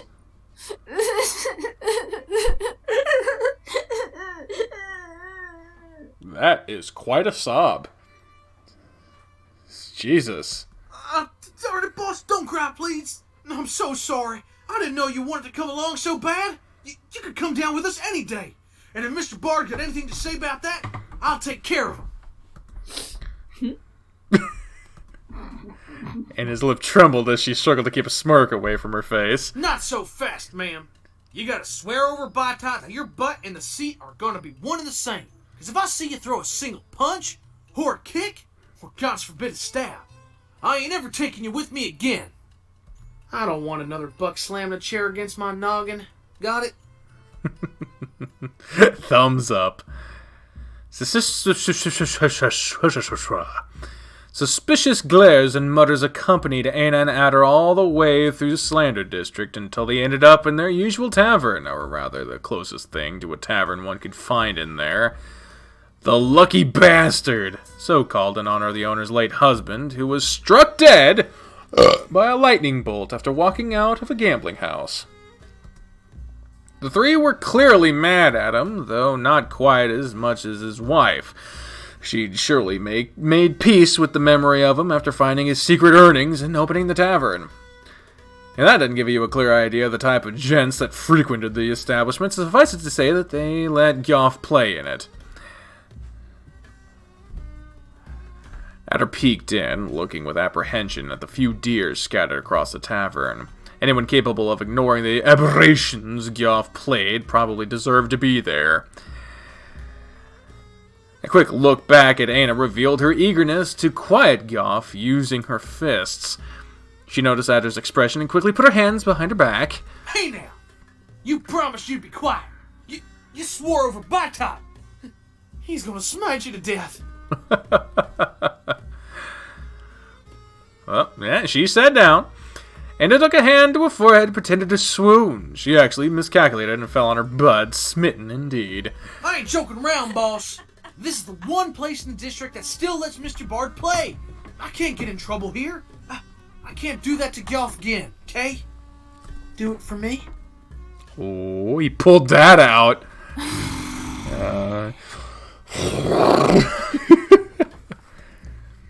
And there went in his plan for the night. Everyone turned towards the duo as they walked into the bar with faces that went from awe to ire. The barkeep, upon noticing Adder, quickly rushed to his side. There you are, Adder. Just the man I wanted to stab today. Go tell that asshat friend of yours to tune that stupid piece of... In his eyes met the barkeep. She paled. Aina smiled. Though Adder would have you believe otherwise, Aina's storming off was hardly an uncommon event. It was, in fact, how most of her arguments with her father ended up, since she could not quite defend her own causes. Some strange events tended to occur concurrently. One night, an enormous hole appeared in one of the city walls. One day, the sun rose to reveal that Batat's statue was missing its 2-story tall sword. Most recently, someone removed all the pavement from the northeastern quarter of the central plaza. An extremely sharp dagger was the only clue the thief left behind.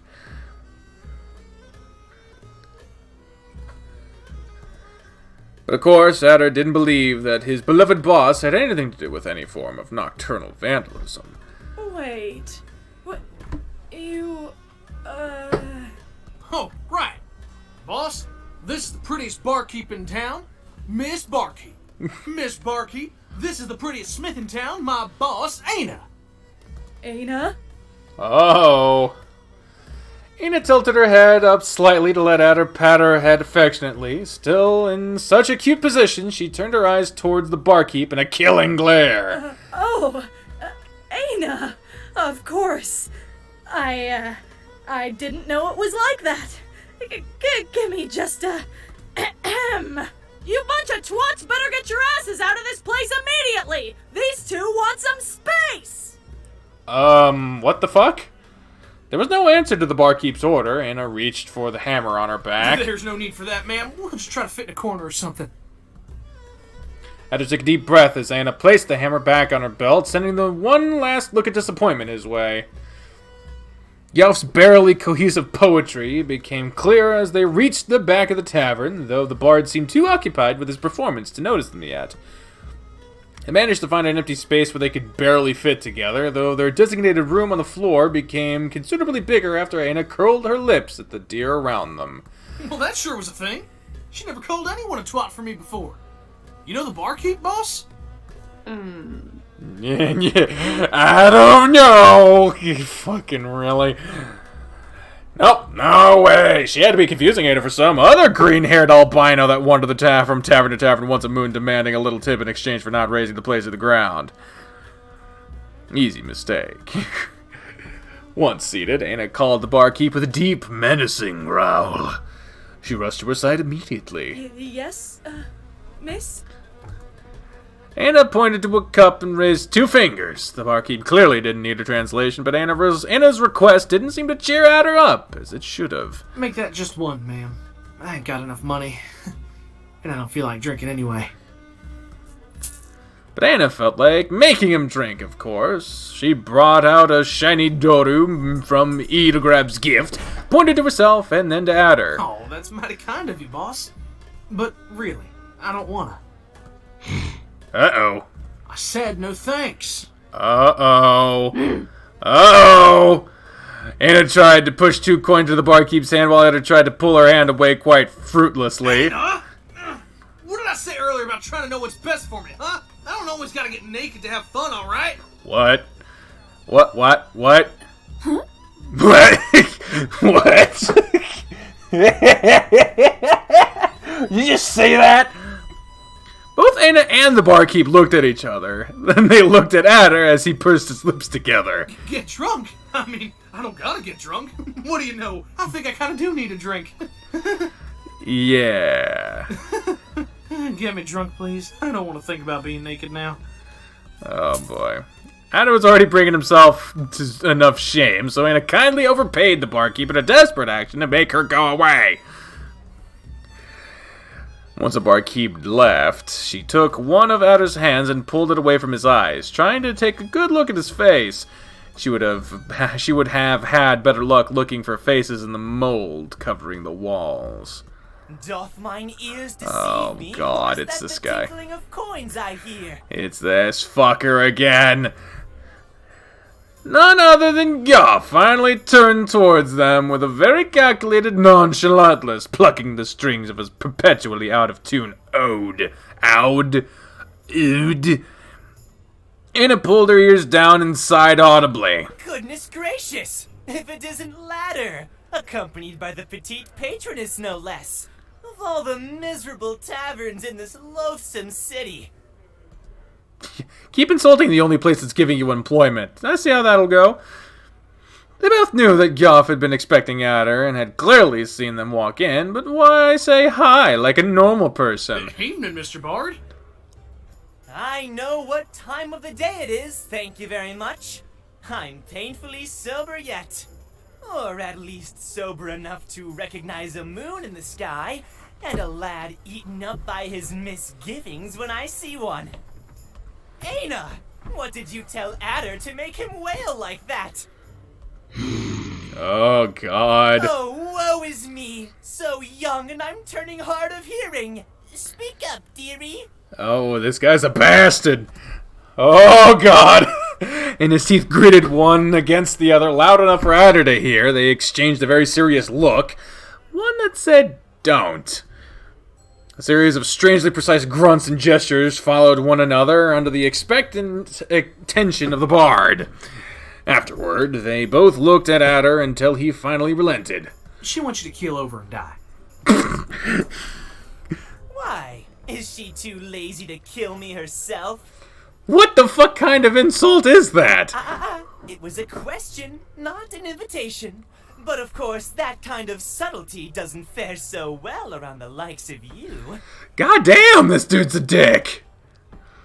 Anna was considering how to best break Goff's snout in a single strike, but Adder fulminated the bard with a bare look before Anna had so much a chance to grunt. Cut me with the sword if thou must, but wound me not with the knives in thine eyes. Not you, Cabot Ted. I know you'll do both gladly. This guy is too much. This guy is too fucking much. Jesus. Hey, quit picking on her. Picking on her? Goading her a little counts as a provocation now? 'Tis but a jest between old friends. Very old friends. Aina knows it, doesn't she? Doesn't she? Fucking talking to her like a goddamn kid. Don't you know? I said quit that, Bard. Me? She's the one that casually throws people out of windows. That's because y'all make her mad. Guards? Guards? Yes, see, my friend broke a buck's spine, but that's okay because she was mad. Uh-oh. And she gone.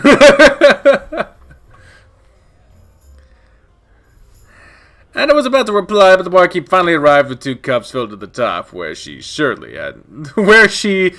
hadn't spit at all. Ah, just the thing to keep me goading. Oh, you prick. Guff grabbed one of the drinks before Anna had a chance to grab hers. She rose from her seat, livid. Hold up, boss. Don't go breaking promises so soon. I'll pay you back for that one. Here, you can have mine instead. And he took a brief look at the edge of her cup. It was covered with foam, which meant that Adder had taken a sip, which meant that his lips had been there. Which meant... No, she can't have that one either.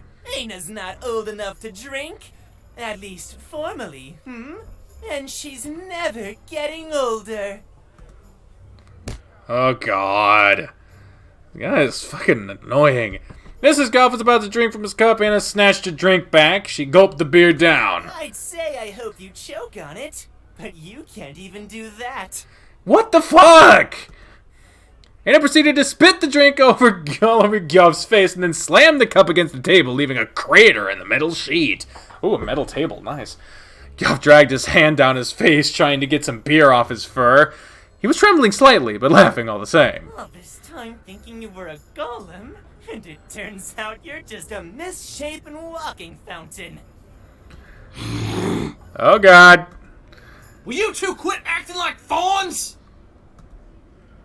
The whole tavern stared at Eddar's outburst. Once shame caught up to him, the row sat down again, heaving a long sigh. Anna had completely soaked Goff. Anna and the completely soaked Goff looked at each other, absolutely flabbergasted. They both understood. Well, color me surprised. I must admit that being lectured in maturity by Mr. There's a beast in my pile of hay was the last thing I was expecting today. Indeed, this is no time to squabble. It's been forever and a half since we 3 last shared an evening together. And if it was about me, this would be the last. So I really need to know. What on the face of Dakna is wrong with you? I'm fine. You're as fine as muscular I am, my lad. Come on, you can surely tell your best friend about it. I feel like the Bard is just like a manipulative asshole that's taking advantage of Adder's like naivete to try to fucking get money and food out of him. Sorry, Bard, but this is one of them things I can't tell anyone. Not even Anna. Goff's eyes and lips narrowed until they both formed a line. Though wounded, he attempted to smile once more. Uh-huh. We'll go with fine, then. Look at her. I know you're positively fine, but you've been just a little quieter than usual. As in, not blowing my eardrums quiet. Why are you so fine? I just got a lot on my mind right now. Yes. I noticed you spend your nights moaning. What? What do you want me to do? I can't sleep when I'm worried. Worried? Oh boy, you're gonna go blind if you keep worrying so much. Oh, God. Oh, God. Don't go saying that kind of stuff in front of Anna! Why? Is she not the one for whom thy heart weeps? Say what? The one for whom your heart weeps and your body seeps. I'm going to give you the chance of your life here. Do you want to sleep with Anna? What the fuck? Sorry, my brother's sleeping. Anna got so flustered that he almost flipped the table. Anna suddenly lacked the dexterity to find any of her weapons and the accuracy to wrap her hands around Goff's neck. Is that a yes? Oh, God. It's a gosh darn freaking gazelle, alright? Oh. Oh, shit. Uh-oh. Oh, my God. Adder immediately dunked his face in the drink. Goff's jaw fell to the ground. Anna forgot how to breathe. Oh, God. The bard proceeded to spill the contents of a cup all over the plate, banging the table with a fist and laughing over the top of his lungs. Anna's cheeks swelled up as if she tried her best not to cackle. Wait! All that melodrama! Just for some bar hot lass? That ain't the... This couldn't be sweeter, oh you're a horn-eater. This poor hobo was so mistaken, you see. Thought he'd cry for a golem, but you're just too wholesome. Quit with the golem thing and listen just this once, alright? It ain't about me being a horn eater or not. I mean, it don't even matter. It's been a moon since she gave me the axe. But I needed to see her one last time, and something happened that night. Something I can't tell Aina or you or anyone. And I can't stop thinking about Hey, what the fuck? I can't stop thinking about her. Spoofy! It's okay. A car is outside. Holy shit. Calm down. Fuck's sake.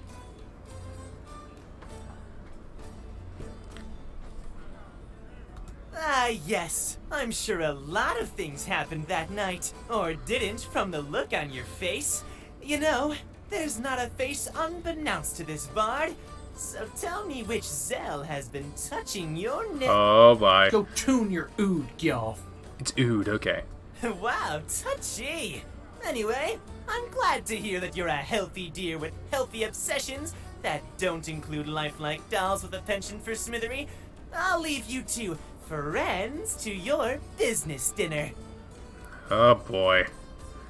With that, Gyoff got up from his seat. Instead of going back to playing his horrible songs, however, he headed for the back door, muttering things under his breath all the while.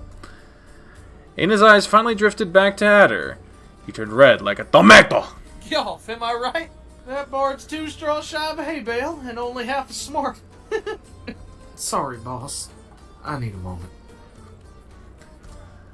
Oh boy. Do we follow Gyoff or do we stay with Adder?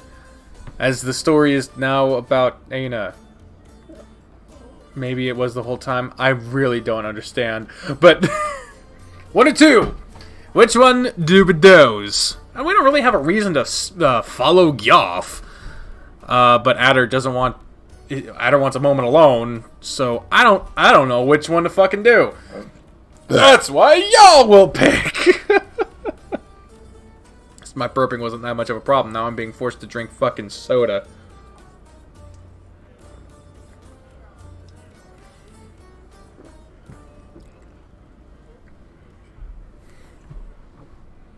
Uh-oh. Pretty much everyone is saying stay with Adder, and then Dine says follow Gyoff. Because maybe you can punch him. Hey, wait. Sandra, you can't vote. Why? You're not allowed to vote. You're going to tell me... I don't know if you're going to purposely send me down a fucked up path or not.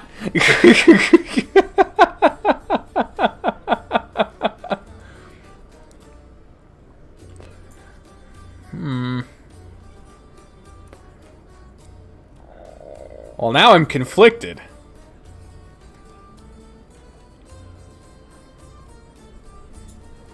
The devs are saying to follow Gyoff. But the audience says stay with Adder. So who do I side with?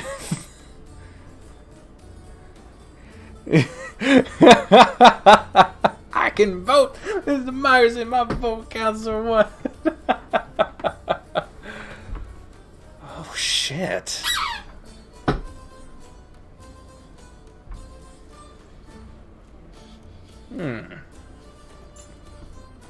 Well,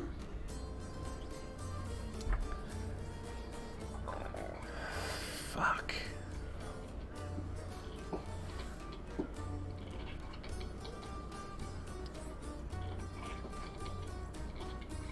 I'm curious. Dine, have you played this game before? Because if Dine is saying follow Gyoff, and he's saying it because he knows what the path entails, then that might be enough to sway me. Because...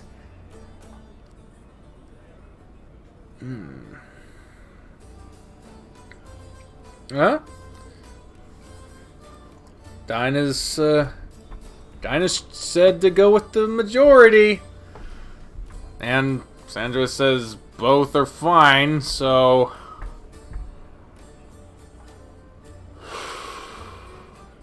Seahooks, you need to fucking calm down. Alright, that's what I'll give you permission to fucking do.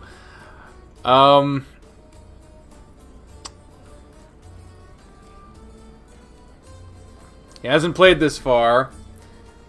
And Sandra said that they love both. The majority says we'll stay without her. So I guess we'll stay without her. Fuck. Okay. That's what the majority said. So we're gonna go with that. I am going to find out what the other one does, though. I want to know. Of course, Anna couldn't care less about Yoff's problem or any request for privacy, so she was only concerned about Adder's well-being, and by well-being, I mean apparently questionable love life. Adder looked her way again, and his lip trembled, but she managed to keep a straight face. She tapped the cup, trying to remind him that it was there and that she still very much wanted him to drink it. Sorry, boss, but I really don't want it. Beer just don't taste the same anymore. Well, the characters in this game are all voiced, so we'd have to check for another game. I don't even know what the next fucking game will be. And his eyes were immediately drawn to the cup. A cup Adder pushed into her hands. You ever tried wine, boss? Like, for real grape wine? It's so good. It's even better than the mead we got back in the prairies. Just a few nights sipping grape juice and I'm darn spoiled rotten. Anna stared at the foam edge and the foam stared back. Would she really get an indirect... Anna? Uh-oh. Anna looked up again, somewhat startled, her gaze locked with Adder's. Adder gasped, bracing himself for something. The boy leaned in closer, still fixing his eye on Anna's. She didn't understand what he was trying to do, but he was managing to look really dumb while at it. Darn it! Darn it all to oblivion! I really thought I did the thing this time! The thing? What thing? Eat horns? Oh boy. Boss? Boss, what are you laughing about? Anna shook her head vehemently. Horn eater. And then her face met the table. Yeah, you already laughed at me plenty when I tried to tell you. Adder tried to tell her? When? Wait, it couldn't be. Could he possibly mean that one time at the fair? But all he did was talk about someone else's butt face, and that someone else happened to be a gazelle. That wasn't a serious confession in any way. Anna was just ribbing him, and he denied it anyway. Anna considered how very much not at fault she was as she shifted awkwardly on her seat, making the bag of coins tinkle. Of course! Anna held a coin out for Adder to see. His eyebrow twitched a little. You can't buy my forgiveness! She flicked her fingers, revealing 2 shiny dorus. Alright, maybe you can. Ha! She opened her palm, revealing a few more coins, then tapped on his forehead. 3, 4, 6 dollars for my thoughts? I don't know. It's really too personal to... The purse tinkled again when she eagerly slammed against the table, almost breaking both. You gotta promise me that if I tell you, you won't laugh at me. For real. Look at me, ma'am. This is my serious face. You promise? Serious face right here. All that money and still making demands? Anna promised herself that she would at least make an attempt. I'm a gaze reader. She gonna laugh. She's gonna laugh. Or not? A what? I can read minds. She is going to laugh. Yes!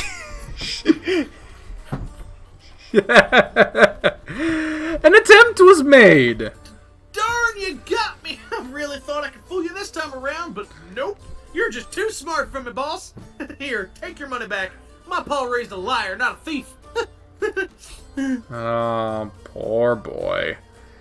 Adder took his cup to his mouth, drowning his laughter in the drink. Uh-oh. Incapable of controlling her strength anymore, Anna patted Adder's back, which made him drop the drink over himself. Oh, not the cape! Darn it! I just washed it last moon! Adder lifted the hem of the rag he could only refer to as a cape. Only he could refer to as a cape, trying to determine the extent of the damage and revealing something that definitely wasn't beneath it before. A burn? Anna reached out, attempting to touch the strange mark on Adder's chest. The boy recoiled immediately. Hey now, this ain't no place to get all touchy-feely, boss. We're in public. Either Grab would have argued that getting all touchy-feely was just as bad in private, but Adder never quite minded Anna invading his personal space when no one was around to tell her father. It was, nevertheless, a very strange thing to say for a boy that kept stepping over the line and hugging his boss no matter the situation. How am I ever gonna clean this? Quite easily. All you have to do is rub the fabric with some distilled alcohol. Leaving it in salt water overnight could also do the trick. Believe me, I am an expert when it comes to getting liquor stains out of my clothes. Who the fuck are you, Burbiz? Just gotta give it a good rinse at the beach. Got it. Thanks for the tip, sir. Do you need anything else? Indeed, I do. I could not help but notice that fine example of Bahan craftsmanship accompanying you. I'm beyond impressed by its degree of autonomy. And just look at the expressiveness in its eyes. I could swear that I saw a tear in them. What? Barhan, what now? I don't know any witches. What are you going on about? Do we even know each other? We absolutely do not. You may call me Burbith if you must spend your breath discussing anything other than this beauty. Oh, look at that skin. Porcelain could never be so pearly. This guy's creepy. I don't like him. Gods above! Is that alabaster? Adder and Anna shared a confused look while Burbiz kept rambling. Is he hitting on you? However, the almost total absence of a snout and that triangular nose shape do not seem to align with the heavily embellished idea of the Ekain held throughout the rise of Persecurat. A fawn, perhaps? Ekain. Okay. No, of course not. Eyes so detailed, rounder shapes and a small mouth. Oh, look at that blush covering the nasal area and the cheeks. What the fuck is happening? The very expression of femininity. Oh, ho, ho. Undoubtedly unique. Darn right he's hitting on you. Of course, the Safi may have had a twisted sense of humor, shaping their servants like us, but they had their own moral standards. My point is, I never expected to see a golem with female features. Could I somehow convince you to part with it? What the fuck? Oh, Boitat! It even talks! How did you make it do that? She, sir. Aina's a she.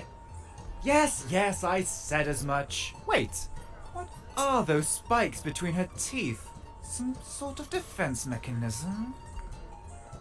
Burbiz pulled Anna's jaw open with his left hand, trying to get a closer look at the fangs. Luckily for all the involved, Adder pulled Burbiz's hand away from Anna's mouth right as her jaw snapped close. Close? I imagine that's supposed to be closed. Ooh, a rare possible shutdown typo. Function with a timer for protection in the inner workings of the artifact. Oh, how fascinating! I don't like this guy. Have you lost your marbles? Don't go sticking your hand into people's mouths, you creep! Why, I would never! You are talking about the golem, are you not? Aina is not a golem! Indeed, this is not a golem. This may very well be the golem. And I am very much willing to pay accordingly, I assure you. But to elevate it to the status of person. Punch this fucker. Holy horns, is my accent too thick for them northern ears? Aina is a doe! A doe! Are you certain about that. I do believe I look more like a doe than she does. If you would be so kind as to ignore the pun. Ralph, it's in the title, my dude. So you're one of those does that saw off their horns? You could have been a fair deal subtler about asking that question. Yes, I file my claws for better accuracy, and yes, I lost my horns. But I am a man. You are no less a deer for having lost an eye, are you, sir? I get the feeling you're mixing wheat with chaff here. But I ain't gonna judge nobody for getting touchy about their horns. Sorry, Mr. Burbith. Oh, worry not, friend. Truly, it is not the individual to be blamed, but a society that places unnecessary emphasis on weaponry and traditions from an age of intellectual darkness. Okay. Here. I get so much grief for having small horns. But I says to anyone that looks at them wrong, you got a problem with them horns? 'Cause I should be the only one worrying about my horns. Indeed! Isn't the practice of And turning Anna's the bone as a rite of passage simply barbaric? Did she just rob from him, or oh no, she's just accidents pacing. such as the one that beset me, and your need to overcompensate for your size complex. Darn right! Wait, my what? Both Adder and Burbis turned to look at Aina. They'd clearly forgotten all about her. Wow. Look at that face! Oh, I could almost swear it looks offended. All right, let's go over this one more time. She, not it. I ain't saying that Aina looks like a doe, no siree. She is a doe, Mr. Bearbeth. An albino doe. With a father, not a builder. And his gaze shifted to the out of the way upon hearing the word doe used to refer to her. She nodded anyway, not to leave Adder alone. Well, it certainly isn't uncommon for an engineer to consider his magnum opus a child. It is, however, extremely unnerving, much like your complete ignorance towards the unique characteristics of your acquisition. The albino-like features we are accustomed to stem from the decay of their original paint. The root of her fur and beet red underpaint on this Aina's nose indicate that she was most likely done originally. I see the green dye is recent, though. Copper dye, perhaps? A, bold choice. Certainly not one I would have made myself. With all due respect, sir, do you understand the kind of chemicals you're exposing your golem to? Adder stood still, so very still it would seem he turned to stone. Oh, he's pissed. Then the stone began moving. He got up very slowly, putting both hands on the table until he was fully standing like the towering mass he was. You could call her my boss. You could call her my friend. You could call her a zillion bad names and she'd be all of them and more. But by God help you if you call her my golem again. Adder's scream almost sent Burbis' glasses flying. Panting and clenching teeth was not an expression befitting of a boy so sweet. Anna put a hand on Adder's arm. The boy stared at it for a moment before carefully shrinking back to his place on his seat. Ahem! If your eyesight is as bad as I suspect it is, perhaps you should consider acquiring a monocle, friend. Or a relaxing cup of hemlock tea, both of which would do you much good. I am not sure as to how you stumbled upon her, but I am what you might consider an expert on the subject of Basaktarat as a whole, and I can tell you, this is a golem. She's not! Is too! Is not! Fine. I had been told the rose seemed hard of hearing out of sheer stubbornness, but let no dear say I did not attempt to reason with you first. Prepare to be convinced, sir. Oh god, what is he gonna do? His cape flew open, he drew a dagger with his left hand and pointed it at her.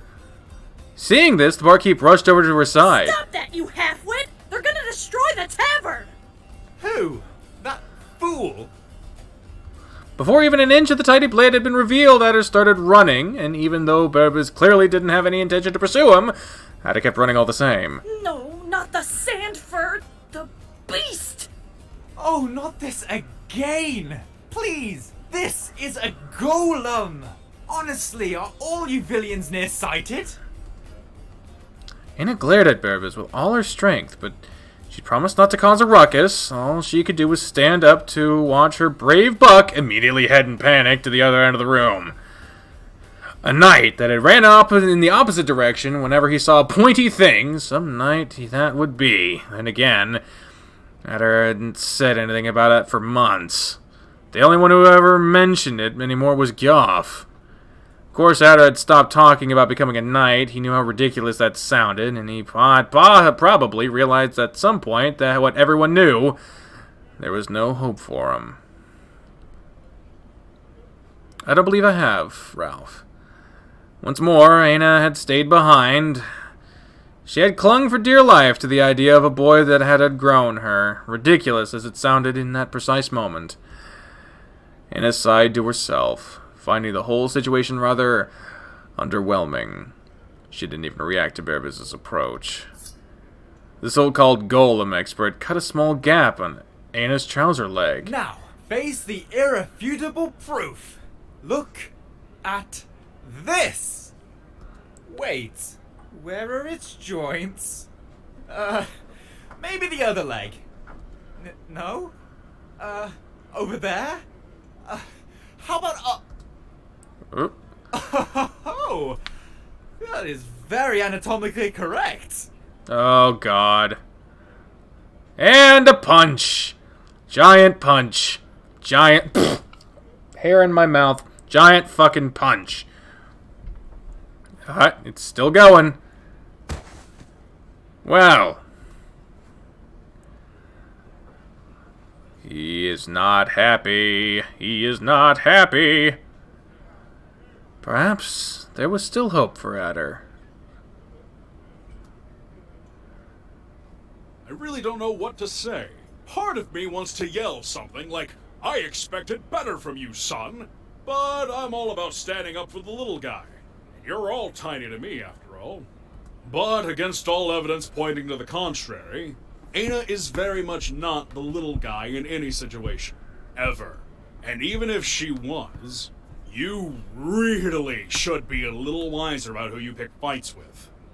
How was I supposed to know that that asshole son of a beast was Lord or whatever? What? Hey, we don't use that language here. That's how we call them pervs that don't respect a lady back in my town. Making mothers the subject matter is not respecting ladies. The patron insults Miles all the time, and I ain't never seen you complain. And since when's that senile desert shrub a role model? What in the name of the Hatsa are you laughing about now? Quit hollering, she don't know what's going on. Anna, I'm here. Just let me go with her. Oh no, you're not going anywhere. I keep my guards well behaved, and I expect no less from the citizens, Adder. Mindless violence is not the solution to your problems. But you knew this already. But the guy fucking violated Anna's fucking closed space and apparently saw something very private, so... What? Adder let his head rest against the bars that covered a small window in the door, making sure to give Illigrab his meanest look. Look, I'm sure this is all just some big misunderstanding. I know Burbith! His train of thought is a bit weird at times, sure, but he's not a bad kid. There has to be an explanation for this. He ain't got nothing to... Kid, I can barely understand a word you're saying. You're gonna stay here thinking of what you've done until Burbith wakes up. If he wakes up. Come on, Anna. It's time for you to go home.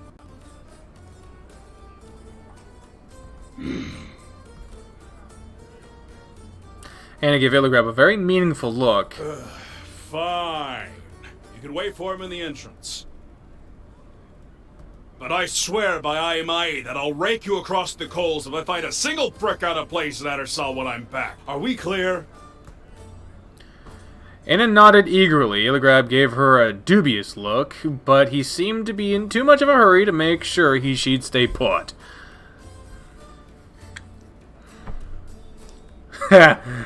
So we have the option here. Break into Adder's cell, or actually keep a promise for once. One or two, y'all. What do we choose? Because in a fucked up class system, those at the top are allowed to do anything they want.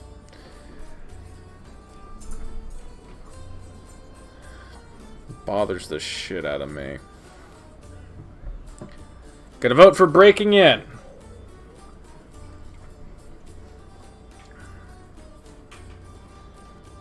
Another vote for breaking in. Dine votes for breaking in. You vote for keeping the promise. Another vote for breaking in. Another vote for breaking in. Another vote for keeping the promise.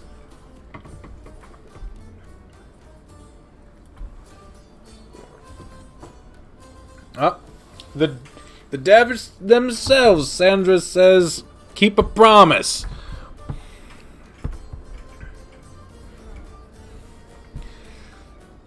What do you want, Spoof?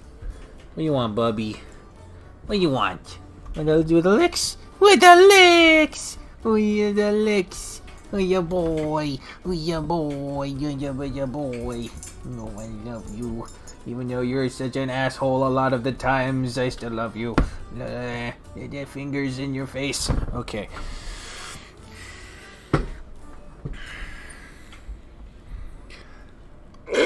Oh, the hot dog was back there. I didn't even notice.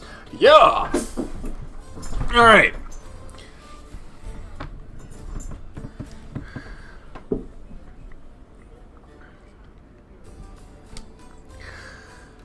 The majority say break into outer cell. The dev and a not so far behind minority say keep the promise. I don't see things going well if she breaks the cell. I don't know. It just seems like that wouldn't be a good idea.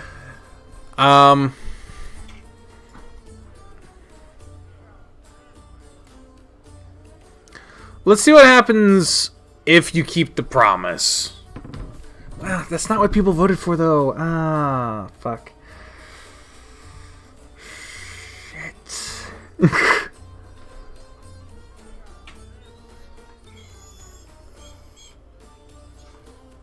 are you whining about, Spoovy? What are you whining about? You don't eat for another hour.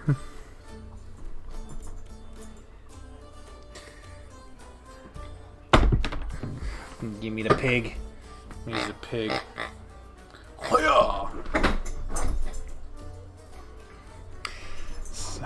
The dev has reminded me of the democracy. So I guess we'll go with the majority vote, which is to break into outer cell. But of course, everyone, bear in mind we have done a redo already. Too bad Illigrab forgot to say anything about the cell's window.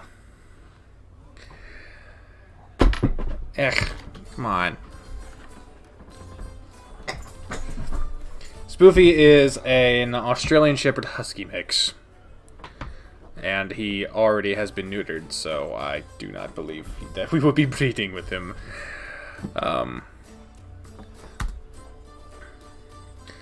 And I took a brief look into the room from outside. To the city guard's credit, the dungeon was actually considerably nicer than Gyov's house, and definitely safer. No beast or Macdar would find out her there.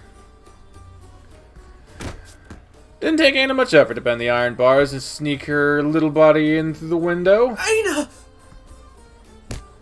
Henry didn't waste a second. He immediately threw his arms over Anna and began smothering her with half-incomprehensible cries that were most likely meant to be reassuring. They soon derailed into some sort of lecture. I swear by three and all smoke guns, I ain't never going back to the tavern with you, man. Had hugged her with a force that would have destroyed anyone's ribcage for a good 10 minutes, but Anna didn't have the heart to stop him. When he finally pulled away, his nose was running and his face all wet. Anyway, Ew. I'm glad to see that piece of crap didn't hurt you. That knife looked so sharp that I couldn't help but... Wait, did the Illigram just tell you to stay the hey out of here? Boss. Ada took a hand to his face, babbling about the trouble she was going to drag him into. And there it was, the strange mark again. But now she could see it in all detail. A hand-shaped dark mark on Ada's chest that was most definitely not there last time she got a good look at Ada's chest. Of course, Ada noticed that she noticed. What's this? Poison! Oh, no! Bearbeth must have cut me! Oh, praise the gods I ain't dead! You fucking wiener. Anna made it clear that he was about to be very dead if he didn't begin spilling the beans. I really thought it was just a burn. A hand-shaped burn. Ada didn't seem to be lying, but he clearly wasn't telling the truth either. Anna inspected the mark up close. Long, slim fingers and a small palm. Clearly didn't belong to a deer. Lacking excuses to do so as often as she'd like to, Anna put her hand on his chest to be sure that it couldn't be one of her kind either. Which, of course, left one people and one girl. Yep, it's just what you're thinking. Anna's ears perked up immediately. Ada smiled tenderly in response. I wasn't lying for once when I said I could read minds, boss. I mean, it ain't like I can hear your thoughts or anything like that, but I just sort of... know?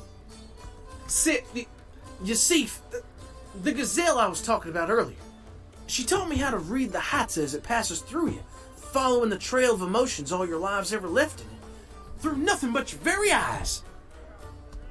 So basically, mind reading and a few other things. Anna made her best attempt to not look at Ada like he'd grown another head, but it wasn't a very good attempt at all. I know what I saw, boss. I swear I read her mind. But I got too close to the fire and ended up burnt. Now when I call for her, she don't answer. And no matter how much I try, I haven't managed to use my powers ever since. What am I supposed to think anymore? I feel like I'm going crazy here. There, she meant to say, ruffling his brown fur. She meant it this time, though. Anna had no doubt that Eder had seen something, but that something was in his own mind. His nightmares would chase him out of his sleep and hide in every shadow. It's not that Anna thought him crazy, of course. He was just naive, anguished, and a little bit delusional. A couple of compliments and some suggestion, and the boy would have thought himself a Makadar. And he could almost picture the scene. Some saucy gazelle with the gift of the gab, burning Sino root, convinced Adder that he has had powers beyond his imagination for just a Doru and 3 Setpas. The rest of the evening was free of charge because, of course, it was.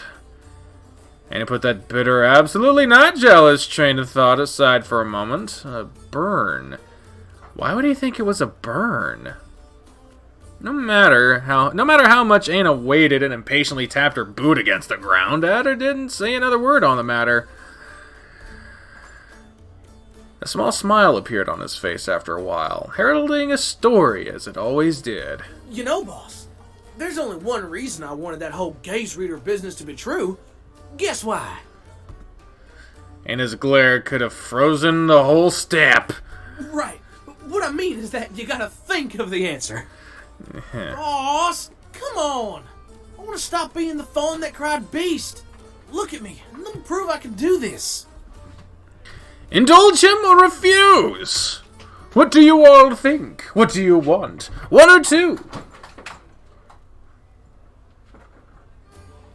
Spoof's going nuts.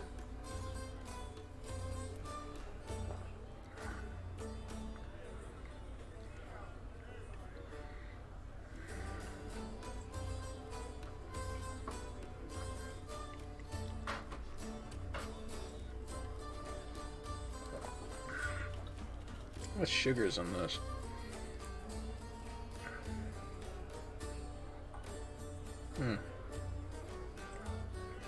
Not a significant source of sugar.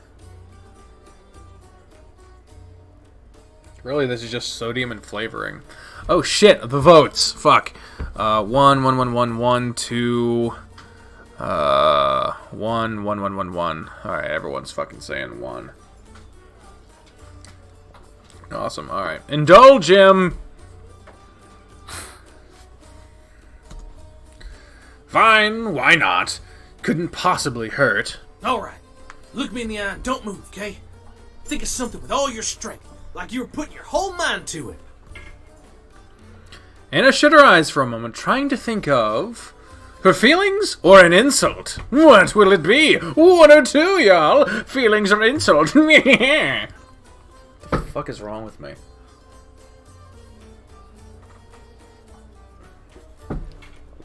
Let's see if I can make it. Yeah, I missed. Alright, I better get that before the dog starts eating it. Y'all vote while I'm gone.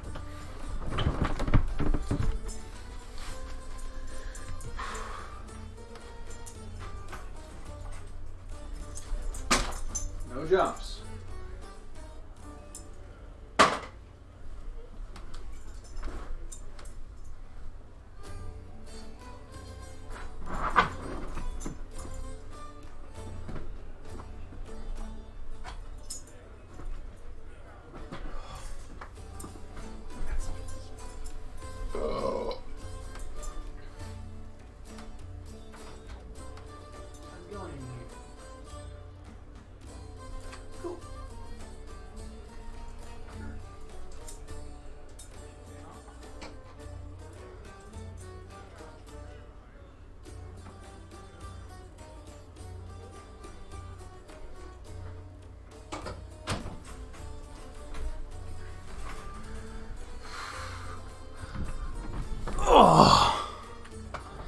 Alright, let's scroll through the votes.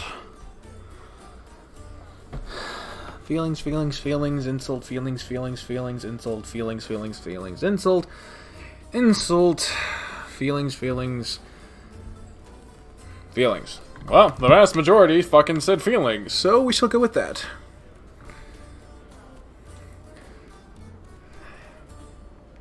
Anna opened her eyes and nodded. Much to Adder's delight, he shoved his face right in front of hers and began staring at her with such intensity he could have burned a hole into her forehead. Minutes passed. Adder's face became more and more contorted every instant. His snout was wrinkled, his jaw was jutting out, and he was completely cross-eyed. Anna's thoughts clashed against each other as a mean smile spread across her face. Dost thou not want for thy sweetheart to be as sweltering as me, thou bad server? What? She didn't speak. She didn't speak, but we heard that. Adder's ears perked up. As his eye focused on Anna again, the smith immediately took a step back. She hadn't even opened her mouth. He couldn't possibly have... Anna and Adder didn't have time to say another thing. A key began hitting everything but the lock, marking the end of her visit. Adder, please tell me you're still there! The grab nearly slammed out his cell door open. He finally stopped saying Adder upon seeing said boy calmly sitting on the bench. Here, you want your toy? Go get it!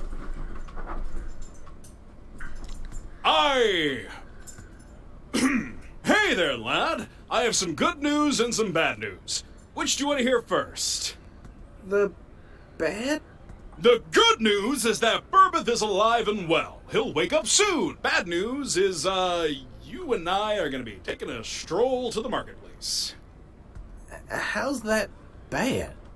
Are you familiar with the words, attempted magnicide? Oh, God.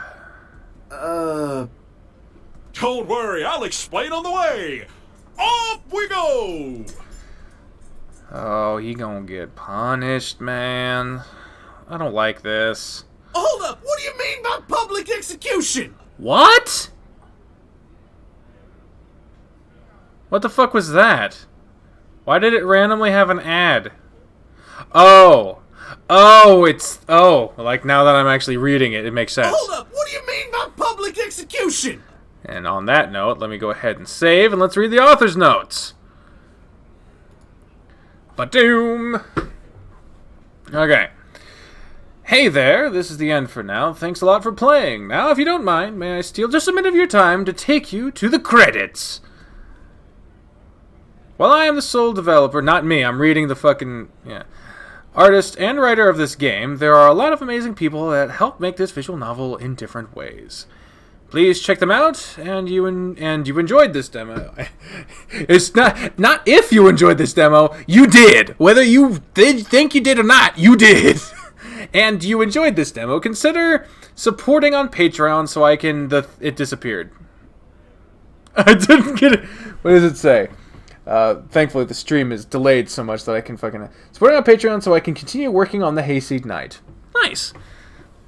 So here's all the voice actors, the translators. Nice. Oh, it's Tim Lewis. I follow him on Twitter.